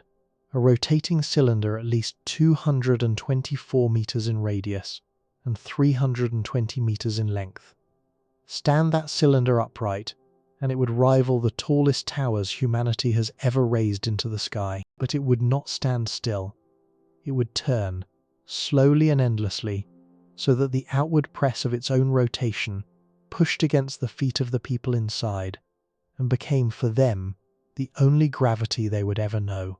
Consider what that means for a child born within those walls. Down is not the pull of a planet. Down is simply the direction the spinning floor throws you. If that child climbed a ladder toward the axis at the very center of the cylinder, their weight would drain away with every rung, until at the core they would float, weightless, motionless, in the still eye of a turning world. There is no such place anywhere on Earth. There is no such experience in the whole history of our species. The ship does not only carry people toward the stars, it quietly rewrites the most basic fact their bodies have ever held, the simple animal certainty of which way is down. So how large must such a world truly be? The honest answer is that it depends entirely on how much risk you are willing to accept. And researchers have learned to sort the possibilities into a cold taxonomy. In 2012, a paper titled World Ships, Architectures and Feasibility Revisited laid out the categories by population. The smallest are the sprinters and the slow boats, each carrying fewer than 1,000 souls. The sprinters flung faster than 1/10 the speed of light, the slow boats crawling along beneath it. Above them sit the colony ships, holding 1,000 to 100,000 people. And above those, at the very top of the scale, the world ships proper, each carrying 100,000 human beings or more. Not a crew, not a town.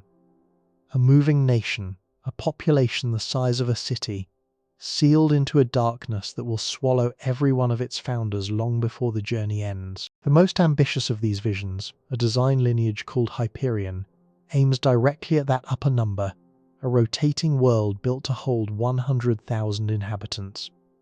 The logic is not extravagance, it is survival. The larger the population, the more genetic diversity endures, the more redundancy stands against catastrophe, the more room there is to lose a family, a skill, or an entire specialist trade without the whole enterprise quietly unraveling. On Earth, a city of 100,000 is unremarkable, a mid-sized place most of the world has never heard of. Aboard a generation ship, that very same number is the difference between a civilization that survives the crossing and a bloodline that dwindles silently to nothing in the dark. This is no longer only a thought experiment scribbled on paper. Between 2024 and 2025, a design competition took the Hyperion name and made the challenge concrete. It asked teams to design a ship for 1,000 passengers, give or take 500, built to survive 250 Earth years of continuous voyage. The first phase closed on the 2nd of February 2025. The second phase closed on the 4th of May.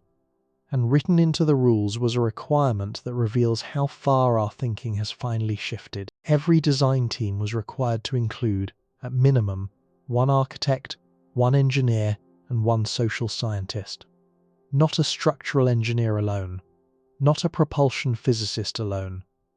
The rules demanded, as a condition of even entering, someone whose entire expertise was the behavior of human beings living together inside a confined and inescapable world. This distinction matters enormously, because it marks the exact moment the field admitted something it had spent a century avoiding. For most of the 100 years since Goddard first dreamed the migration, the generation ship was treated as a machine to be perfected. Build the hull strong enough, the reactor hot enough, the farm large enough, and everything else would follow. But the mathematics of deep time does not care how strong the hull is. It cares how many times the people inside it will forget, and quarrel, and rebel, and be born again into a mission they were never asked to join. 250 years, 6,300 years, 300 generations. These are numbers the human mind can write down, but cannot feel. We are not built for such spans. Everyday experience hides this from us almost completely. A single human life is measured in decades, and everything we trust, our institutions, our languages, our very sense of who we are, drifts and mutates across mere centuries on the solid ground beneath our feet. The English spoken 1,000 years ago is unreadable to us now. The nations of 500 years ago have dissolved and reformed into shapes their founders would not recognize.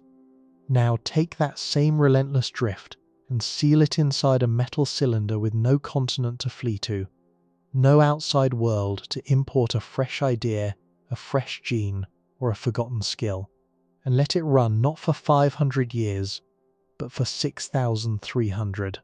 The farm can be engineered, the gravity can be spun, the radiation can perhaps be endured, but the slow entropy of memory and meaning across 300 generations is a force that no rotating cylinder, however vast, can hold at bay. And this is precisely why the social scientist now sits at the same table as the engineer. The hardest part of building a world was never the metal, and never the fuel, and never the farm. It was always the people who would have to become that world, and remain it, long after everyone who chose the journey had turned to dust. The specifications tell us the radius and the length. They tell us the square meters of soil and the fraction of water saved by suspending roots in mist. They give us a cylinder 224 meters wide, turning in the black, feeding 500 mouths or 1,000 or 100,000. But no specification, however precise, can tell us the one thing that matters most across such a span of years. Whether the great-great-grandchildren of the founders will still believe the world is going anywhere at all, and yet the people are only one half of the entropy. The machine decays alongside them, quietly, continuously, from the first hour of the voyage to the last. Every valve, every seal, every pump, every length of wire that carries current from one deck to another lives inside a statistical fog that reliability engineers describe with a single cold measurement. They call it the mean time between failures. It is the average interval a component is expected to run before it breaks down. And here is the problem. The average is not a promise. It is not even the most likely outcome. When engineers looked closely at the true distribution of component lifetimes, they found something that everyday experience conceals almost perfectly. Only 36.7% of components are statistically likely to survive to the end of their full calculated mean time between failures. That number feels like it should be far higher. Intuition insists that a part rated to last a certain span should usually last that long. Intuition is wrong. The failure curve is not symmetric, and most components surrender long before their rated hour ever arrives. Consider what this means aboard a vessel carrying thousands of interdependent systems, each one quietly counting down toward its own most probable moment of failure. On Earth, this is a manageable inconvenience. A pump fails, and a replacement is trucked in from a warehouse. A circuit board dies, and a new one arrives the following week. The entire machinery of terrestrial life rests on an invisible assumption so total that we never think to name it. The assumption that more can always be made, and more can always be delivered. Strip that assumption away, and the arithmetic turns merciless. There is no warehouse behind the ship. There is no following week. There is only what was loaded before departure, and whatever the descendants can manufacture from what they carry and what they can recycle. Every spare part is a finite number stamped into the hull at the moment of launch, and every failure draws that number down towards zero. This is the entropy of the vessel, and it is one of the least studied threats in the entire proposition. The mathematics become even more disturbing when you stretch them across the true length of the journey. A voyage at the Parker Solar Probe's velocity to the nearest promising star runs for 6,300 years. Across that span, at a generation interval of roughly 20 years, approximately 315 generations would be born, would live their entire lives, and would die inside the same slowly failing machine. Not 3 generations, not 30, 315 human generations, each inheriting a ship a little more worn than the one their parents were handed, each depending on the accumulated skill of the generation before to keep the failures from cascading into collapse. And cascade is the exact word the danger deserves. A single failure in isolation is survivable. The peril lies in coupling. When one system fails, it loads the systems around it, and those systems, already drifting toward their own failure hours, are pushed closer to the edge. A cooling loop falters, and the pumps compensating for it run hotter and die sooner. A recycling stage clogs, and the stages downstream inherit a burden they were never rated to carry. This is how complex machines actually end, not through one catastrophic break, but through a slow chain of ordinary failures, each small, each individually repairable, until the day arrives when too many have accumulated at once, and the people aboard no longer have the parts, or the knowledge, or the time to answer them all. The ship does not explode. It simply forgets how to keep them alive, to feel the weight of the time scale, set it against everything human history has ever built. Consider how long the systems must hold. Not for a decade, not for a century, not for the entire lifespan of any empire that has ever risen and fallen on Earth. The longest continuous institutions our species has managed to endure for a handful of centuries before they fracture, reform, or vanish entirely. The ship must outlast all of them, and then outlast them again, and then again, more than 10 times over, without ever once being allowed to stop working. There is no version of the journey where the machinery is permitted a bad decade. There is no era it can afford to spend rebuilding from ruins.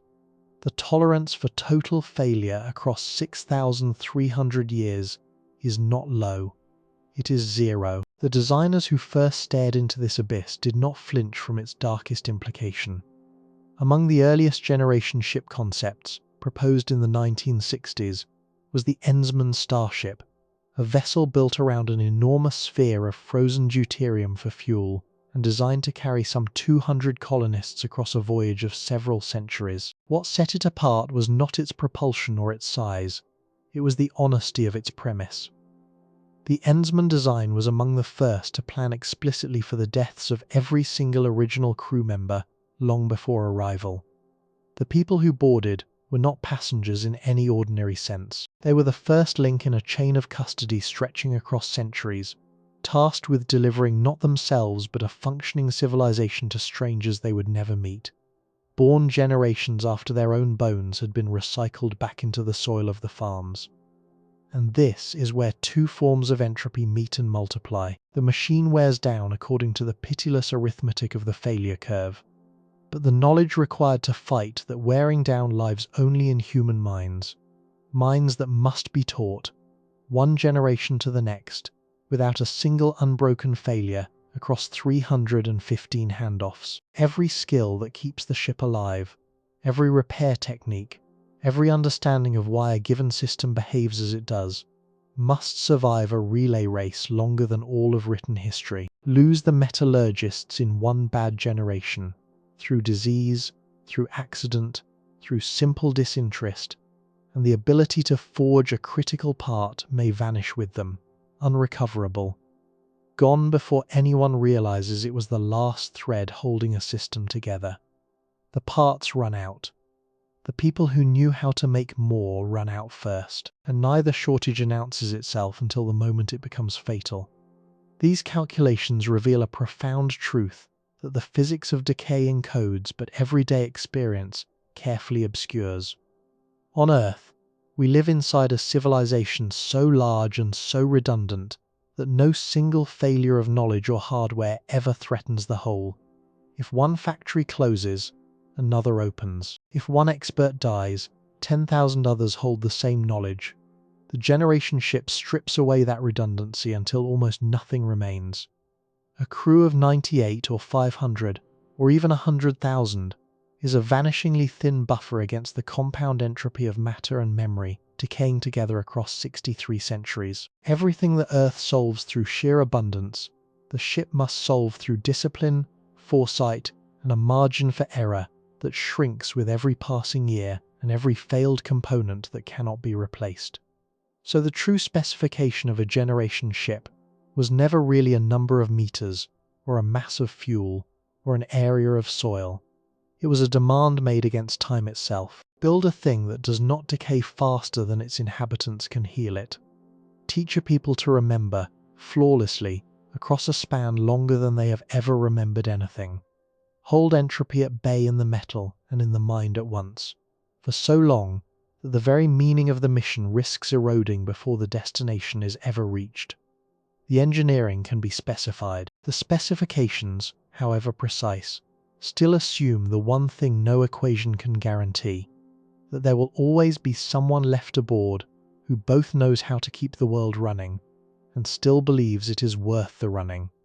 And so we arrive at the last layer of the problem, the one that no amount of shielding or fuel or farmland can touch. It is not made of metal. It is not made of soil or water or recycled air. It is made of a person who does not yet exist, and who will one day open their eyes for the first time inside a world their great-grandparents chose on their behalf. Consider the first child born aboard the ship. That child has never seen Earth. That child never voted on the mission, never signed the manifest, never stood on a launch pad and felt the ground tremble. This is the quiet reality of every generation ship ever seriously designed. The people who launch it will die inside it. The people who arrive have not been born. Between those two facts lies a span of roughly 315 human generations, if we assume a generation of 20 years across the full 6,300-year transit. 315 sets of parents and children, each one inheriting a journey it did not begin and will not finish. The founding crew, is not the crew that matters. The crew that matters is a chain of strangers stretching so far into the future that no living mind can hold it. Think about what that inheritance actually feels like from the inside. You are born into a corridor. You learn to walk in artificial gravity spun from rotation, not weight. You are taught that outside the hull lies a vacuum that would kill you in seconds, and that your entire species, every book and song and grave that ever was, hangs somewhere behind you as a point of light growing dimmer each year. You are told there is a destination, but you will never see it. Your children will never see it. The destination is a promise made to a descendant so distant that to you it is barely more real than a myth. Here is the problem that emerges from this, and it is not a problem of physics. Every human society that has ever existed has depended on people believing, more or less, that their world is worth sustaining. On a planet, that belief renews itself effortlessly. The sun rises, the seasons turn. There is always somewhere else to go, someone new to become, a horizon that keeps the imagination fed. On a ship, there is no horizon. There is only the same curved floor, the same recycled water, the same finite roster of faces, repeating for centuries. The danger is not that the machines will fail. The danger is that the people will simply stop believing the machines are worth keeping alive. Sociologists and mission planners have catalogued the specific ways this belief can break, and the list is sobering precisely because none of it involves a single broken part. The first is mission drift. Across enough generations, the original purpose can be forgotten, misremembered, or actively rejected by descendants who never agreed to it. The second is fragmentation. A closed population tends to divide into competing clans, drawn along lines of kinship, or along lines of specialized labor, the engineers against the farmers, the navigators against the medics. The third is political mutiny, the outright seizure of the ship by those who no longer accept its command. The fourth is the boom and collapse cycle, where the population overshoots what the vessel can feed and then crashes. And the fifth, perhaps the most insidious, is knowledge loss, where a single outbreak of disease can erase an entire specialty of expertise that no one remembers how to rebuild. Notice something about that list. Not one of those failures is an engineering failure. Every one of them is a failure of the human beings inside the machine, and every one of them could end the mission centuries before the ship ever reaches its star. A vessel can be flawless in every rivet and still die, not because its hull cracked, but because the people within it stopped agreeing on why they were there. This is the distinction that took mission planners the longest to accept. For decades, the interstellar problem was treated as a question of thrust and mass and radiation. It is only recently that the field has admitted the harder truth. The sociology may be more difficult than the engineering. To see how deep this runs, return to the number that the mathematics gave us. Recall the work of Frédéric Marin and Camille Belouffi, the heritage simulations that found a founding crew of just 98 people could, in principle, survive a voyage of 6,300 years with a 100% success rate. That number felt almost hopeful when we first encountered it. 98 people. A small village, but look now at the fine print of how that survival was achieved. Because the fine print is where the dread lives. That 100% success rate did not come from clever hull design or better food.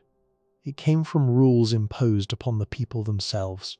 The simulation only reached certainty when it enforced a strict regime of social control. There were yearly population audits, a census of who was alive and who was fertile and who must reproduce. There were enforced breeding constraints, mandates dictating which individuals could have children together in order to protect the shrinking gene pool. There were limits on how many offspring each person was permitted. Remove those rules, and the outcome collapsed almost instantly. A crew of 25 breeding pairs, 50 people, left free to pair off as they wished, failed in roughly half of all simulated missions, give or take 15%. A crew of 32, without those constraints, had a 0% survival rate, not a low rate. 0. Every single simulated ship of that size died. So the mathematics does not merely recommend a small crew, it recommends a small crew whose most intimate human choices, who you love, whether you have a child, when and with whom, are no longer entirely your own.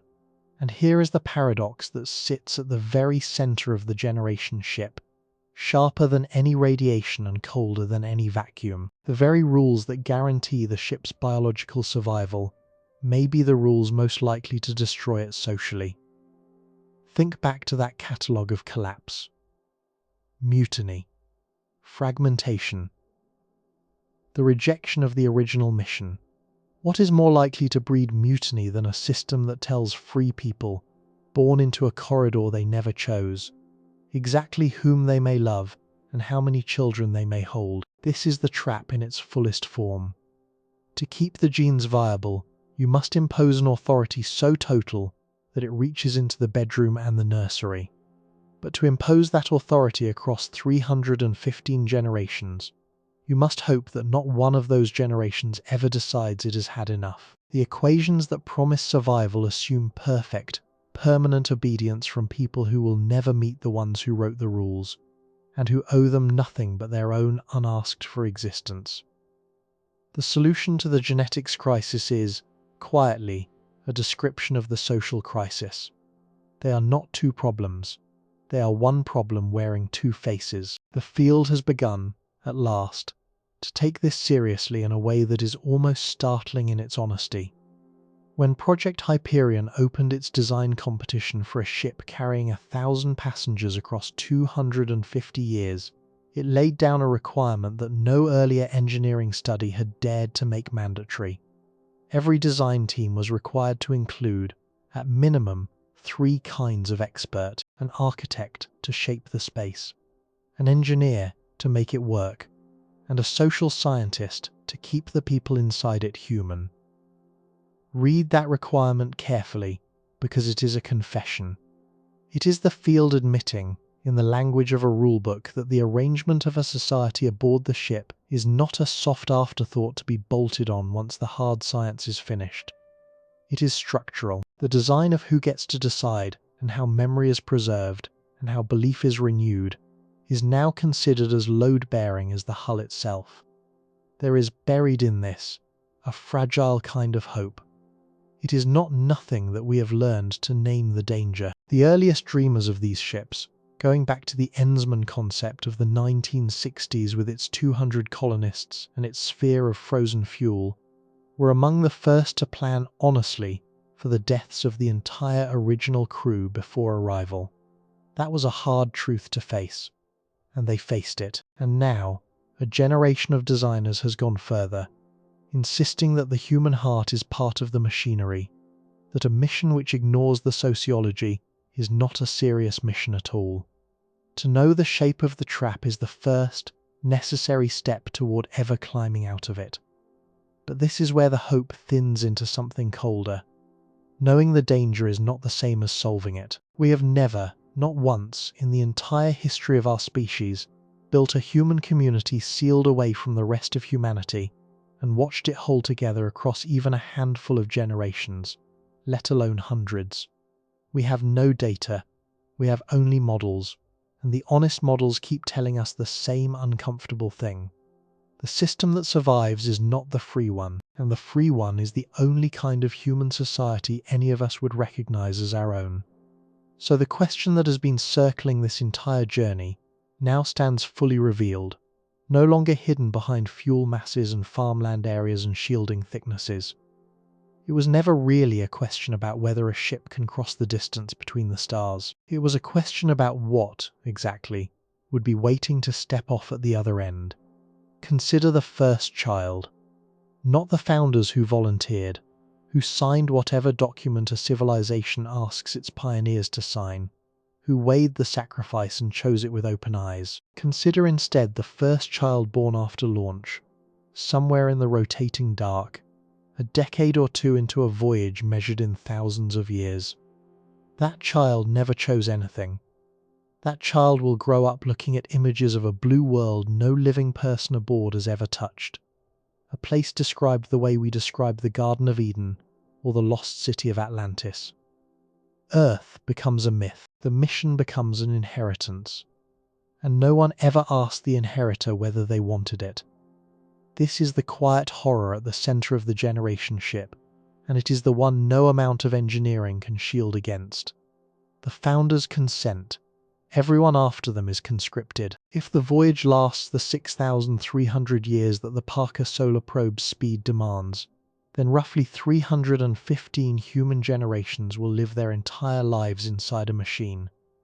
They will be born inside it, fall in love inside it, raise children inside it, grow old and die inside it, and never once stand on the ground of any world. The founding crew and their children and their grandchildren and hundreds of generations after them will see only the metal, the recycled air, and the same artificial dawn cycling on and off forever. They will not be traveling to a destination in any way they can feel. They will simply be alive, in transit, as a permanent condition of existence. The earliest designers understood this with a clarity that is almost brutal. When the Ensman starship was proposed in the 1960s, its plan for 200 colonists across a voyage of several centuries was among the first to state the thing outright. Every single person who boards will die before arrival. Not some. Not most. Everyone. The ship was designed around the deaths of its entire founding population as a baseline assumption, the way a bridge is designed around the weight it must carry. Robert Goddard, dreaming in 1918, had already accepted it. The people who leave are not the people who arrive. They are only the first link in a chain of lives none of them will live to see completed. And here the two great problems of this journey finally collide. The genetics demanded ruthless control. Frédéric Marine and Camille Belloufi's heritage simulations showed that a crew as small as 98 people could survive the full voyage, but only under conditions that read less like a community and more like a captivity. Yearly population audits, enforced breeding constraints, strict limits on who may have children, and when, and with whom. Take those rules away, and the mathematics turn merciless. 50 people without anti-inbreeding controls failed in roughly half of all simulated missions. A crew of 32 survived none of them. The biology only holds if the freedom breaks. But a human being is not a breeding value in a spreadsheet. The rules that keep the gene pool alive are precisely the rules most likely to make the people inside it rebel. Tell the 20th generation of a crew, none of whom chose this ship, that they may not love whom they wish, may not bear children when they wish, may not decide the shape of their own days, and you have not designed a stable society. You have designed the conditions for a mutiny, not because those descendants are weak or ungrateful, but because the will to choose one's own life is not a luxury that can be engineered out of a person. The very mechanism that guarantees survival becomes the pressure that could tear the mission apart from the inside, long before any star grows bright in the forward windows. Sociologists who study these scenarios have given the failure modes names. There is mission drift, where the descendants forget or reject the purpose their ancestors accepted, and come to see the voyage itself as home, with no wish to ever end it. There is clan formation, where the population fractures along lines of kinship or specialty, engineers against farmers, one family against another, until a single ship carries several small nations that no longer trust one another. There is political mutiny. There is overpopulation followed by collapse, and there is the loss of specialized knowledge, where a disease or an accident kills the few people who understood how the reactor worked, or how the water was cleaned, and the knowledge dies with them. Any one of these could end the mission not with an explosion, but with a slow forgetting. We have seen the seed of it already, and it took only 6 months. Inside Biosphere 2, 8 carefully chosen adults, all volunteers, all committed to the experiment, split into 2 hostile factions that would barely speak to one another. 8 people. 2 years. Now imagine tens of thousands of people across 6,000 years, and imagine that not one of them was ever a volunteer at all. This is why Project Hyperion, in its design competition of 2024 and 2025, made a requirement that would have seemed strange to an earlier generation of rocket engineers. Every team designing a 1,000-person ship to survive 250 years was told they must include, at minimum, one architect, one engineer, and one social scientist. Not as an afterthought, as a founding member of the design. The message buried in that rule is the whole lesson of this layer stated plainly. The hull can be perfect, and the reactor flawless, and the farmland exactly the area required, and the mission can still die, not from a crack in the metal, but from a fracture in the people. The sociology is not softer than the engineering. It may be harder. You can calculate the tensile strength of a rotating cylinder. You cannot calculate whether the great-great-grandchildren of your crew will still believe in where they are going. And so, after all the fuel masses and the farmland areas, after the shielding and the population audits, the generation ship reveals itself as something stranger than a vehicle. It is a wager placed on people we will never meet, made by people they will never forgive or thank. Whether it succeeds cannot be measured in distance crossed or years endured. It can only be measured in whether the thing that arrives, thousands of years and hundreds of generations from now, would still answer to our name. That is no longer a question about ships. It is a question about what a human being is, and how much of that can survive being sealed inside a machine and aimed at the dark. To even begin to answer it, we have to stop looking at the vessel and look instead at the vastness it is trying to cross.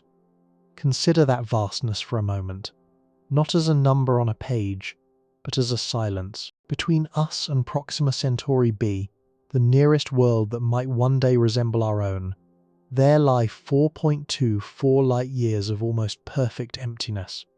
It is the closest such place in the entire sky, and even it sits so far beyond our reach that the Parker Solar Probe, the fastest machine our species has ever built, moving at 724,205 kilometers per hour, would still need 6,300 years to arrive.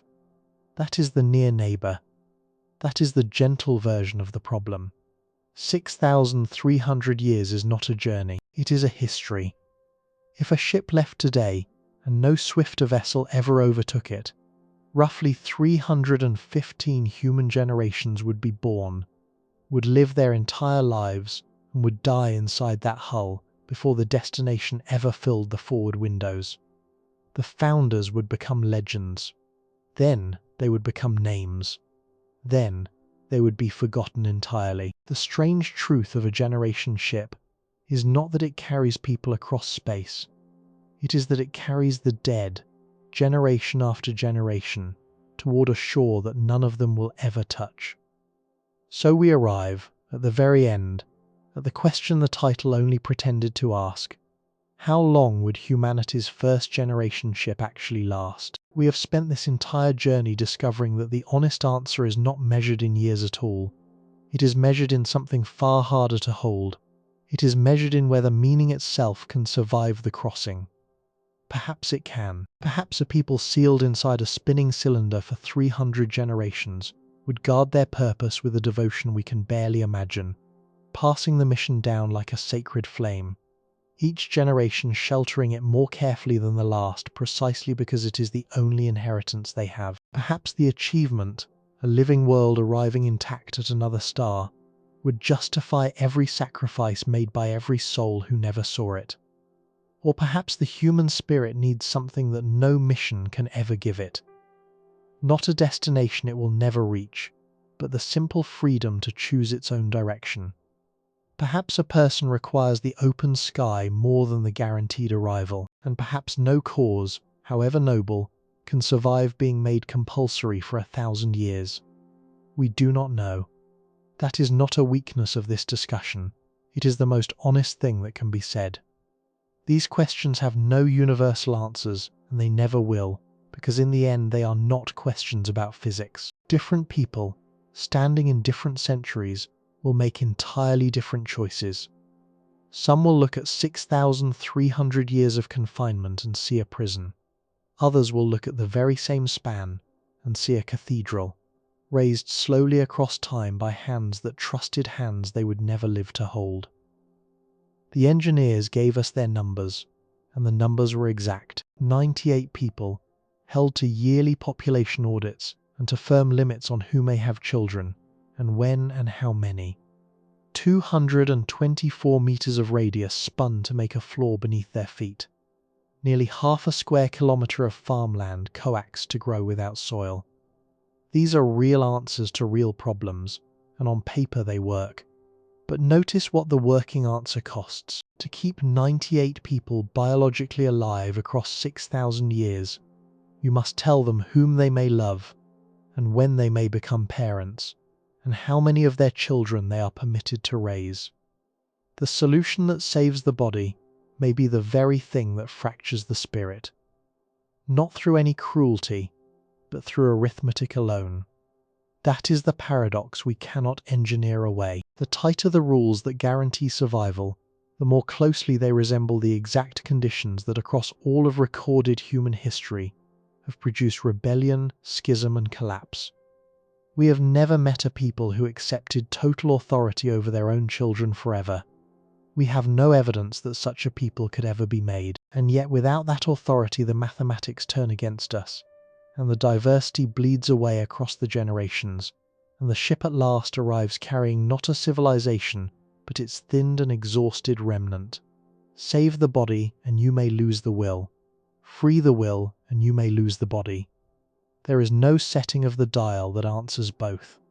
So the question hands itself, finally, back to you. Not to the physicists, who have already done their part. Not to the anthropologists who have drawn the outer boundaries of what is possible. It comes to you, sitting wherever you are, warm and still, picturing a corridor lit by an artificial dawn 6,000 years from now. Would you board it? Would you consent, on behalf of children not yet born and never to be asked, to a life spent entirely in the dark between two stars? Would you trade the sky you were handed at birth for a promise your descendants would be bound to keep? There is no correct answer waiting to be uncovered. There is only the answer that is yours, and the quiet courage it takes to give it. Whatever that answer turns out to be, it is worth pausing to feel where the question has placed you. You exist on a small warm world, in orbit around an ordinary star, inside a galaxy so wide that its nearest comparable sun lies 4.24 light-years away. A gulf that light itself, the swiftest thing there is, takes more than 4 years to cross. That is the closest one. Beyond it the distances only deepen, star after star, each separated from the next by oceans of cold and dark, so immense that our fastest machine would measure the passage not in days and not in years, but in slow accumulating millennia. This is the sea that a generation's ship is built to sail, and we who have gazed up into it for as long as we have had eyes to gaze, have spent only a little more than 100 years, since Robert Goddard first set the dream onto paper in 1918, learning just how wide that sea truly is. Consider what it means that the nearest shore lies 6,000 years away, and consider that we keep drawing the ships regardless. In 1918 it was one physicist and a handful of pages. Then came Tsiolkovsky and his Arc of the Heavens.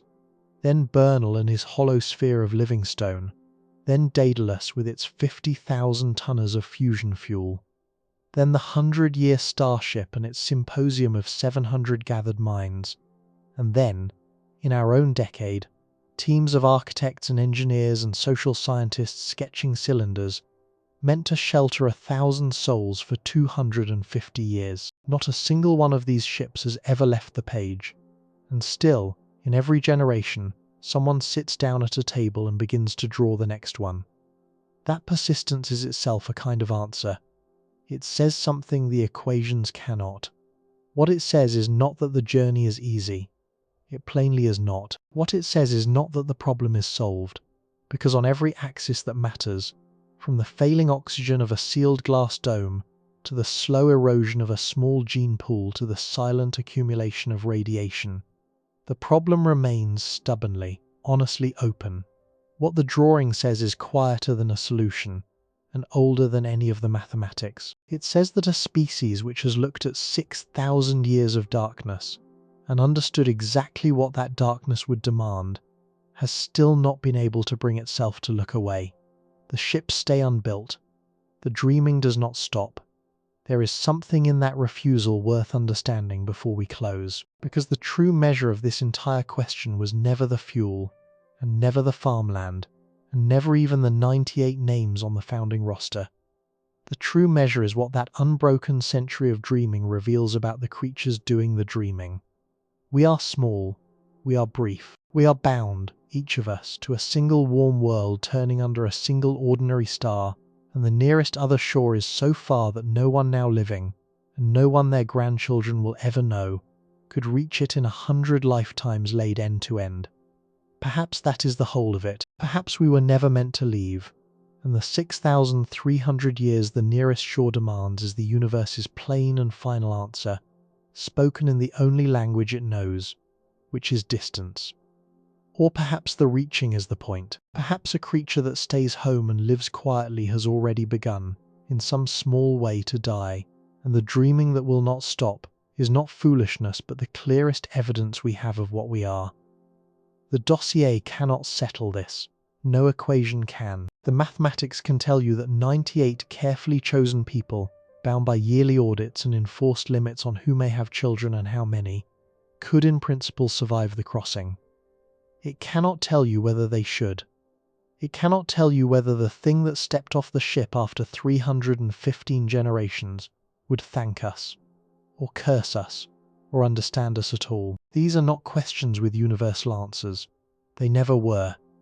Different people, standing in different centuries, looking up at the same faint point of light 4.24 light years away, will make different choices, and each of those choices is a quiet argument about what a human life is for. Some will say the price is too high, that no destination justifies the confinement of the unborn, that a child who never chose the corridor should never be sentenced to it. Others will say that every generation before them was born into a world it did not choose, on a planet it could not leave, under a sky it did not design, and that the ship changes only the size of the enclosure, not the fact of it. Both of them are telling the truth. That is what makes it so hard. The choice does not belong to the physicists, or to the engineers, or even to the 98. In the end, it belongs to you, to the simple act of deciding what you believe a species is for. So consider, one last time, where you actually are. You are resting on the thin warm skin of a single ordinary world, turning under a single ordinary star, in a night that stretches 4.24 light years to the very nearest place that might hold another shore. Between here and there is almost nothing. Not cities, not oceans, not even the ordinary air you are breathing now. Only the long cold dark, so wide that our fastest machine, moving at 724,205 kilometers an hour, would need 6,300 years to cross it. Longer than every word ever written, longer than every empire that has risen and fallen, longer than the whole of what we are willing to call history. You are smaller than that darkness, by an amount no number in this entire script could hold. And still, tonight, on this one warm world, some of us are drawing the ships anyway. That is the thing worth carrying with you into sleep. Not the fear, the refusal. For more than 100 years, since a quiet man named Robert Goddard set down the first blueprint in 1918, we have understood almost exactly what such a voyage would demand, and we have never once looked away. We have counted the fuel and found it wanting. We have counted the people and argued over whether 98 is enough or 40,000 is barely enough. We have sealed 8 of our own inside glass in the Arizona desert and watched the oxygen fall and the friendships fracture, and we have learned, and we have kept drawing. The ships are not built. They may not be built in your lifetime or your grandchildren's, But the reaching has never stopped, and a reaching that never stops is already a kind of arrival, because the true answer to the question we began with was never a number of years. How long would humanity's first generation ship last is really a question about how long the dream lasts, and the dream has already outlived every person who first dreamed it. It will outlive us too. Somewhere, in some century we will not see, a hull will close, and a founding crew will look back at a pale blue point already too distant to reach, and the whole long silence will begin. They will carry us with them, all of us, the counted and the uncounted, every generation that dreamed and did not go. And whether they arrive as us, or as something we would no longer recognize, they will still, in the deepest sense, be the answer to a question first asked on a warm night more than 100 years ago, and never once set down. The universe is vast, and it is cold, and it does not know that we exist. But we know, and the nearest star is still out there, patient in the dark, waiting for the first of us willing to spend a lifetime that will never see the shore. So let the smallness settle over you now, not as a weight, but as a strange and quiet comfort. You are brief. You are bound.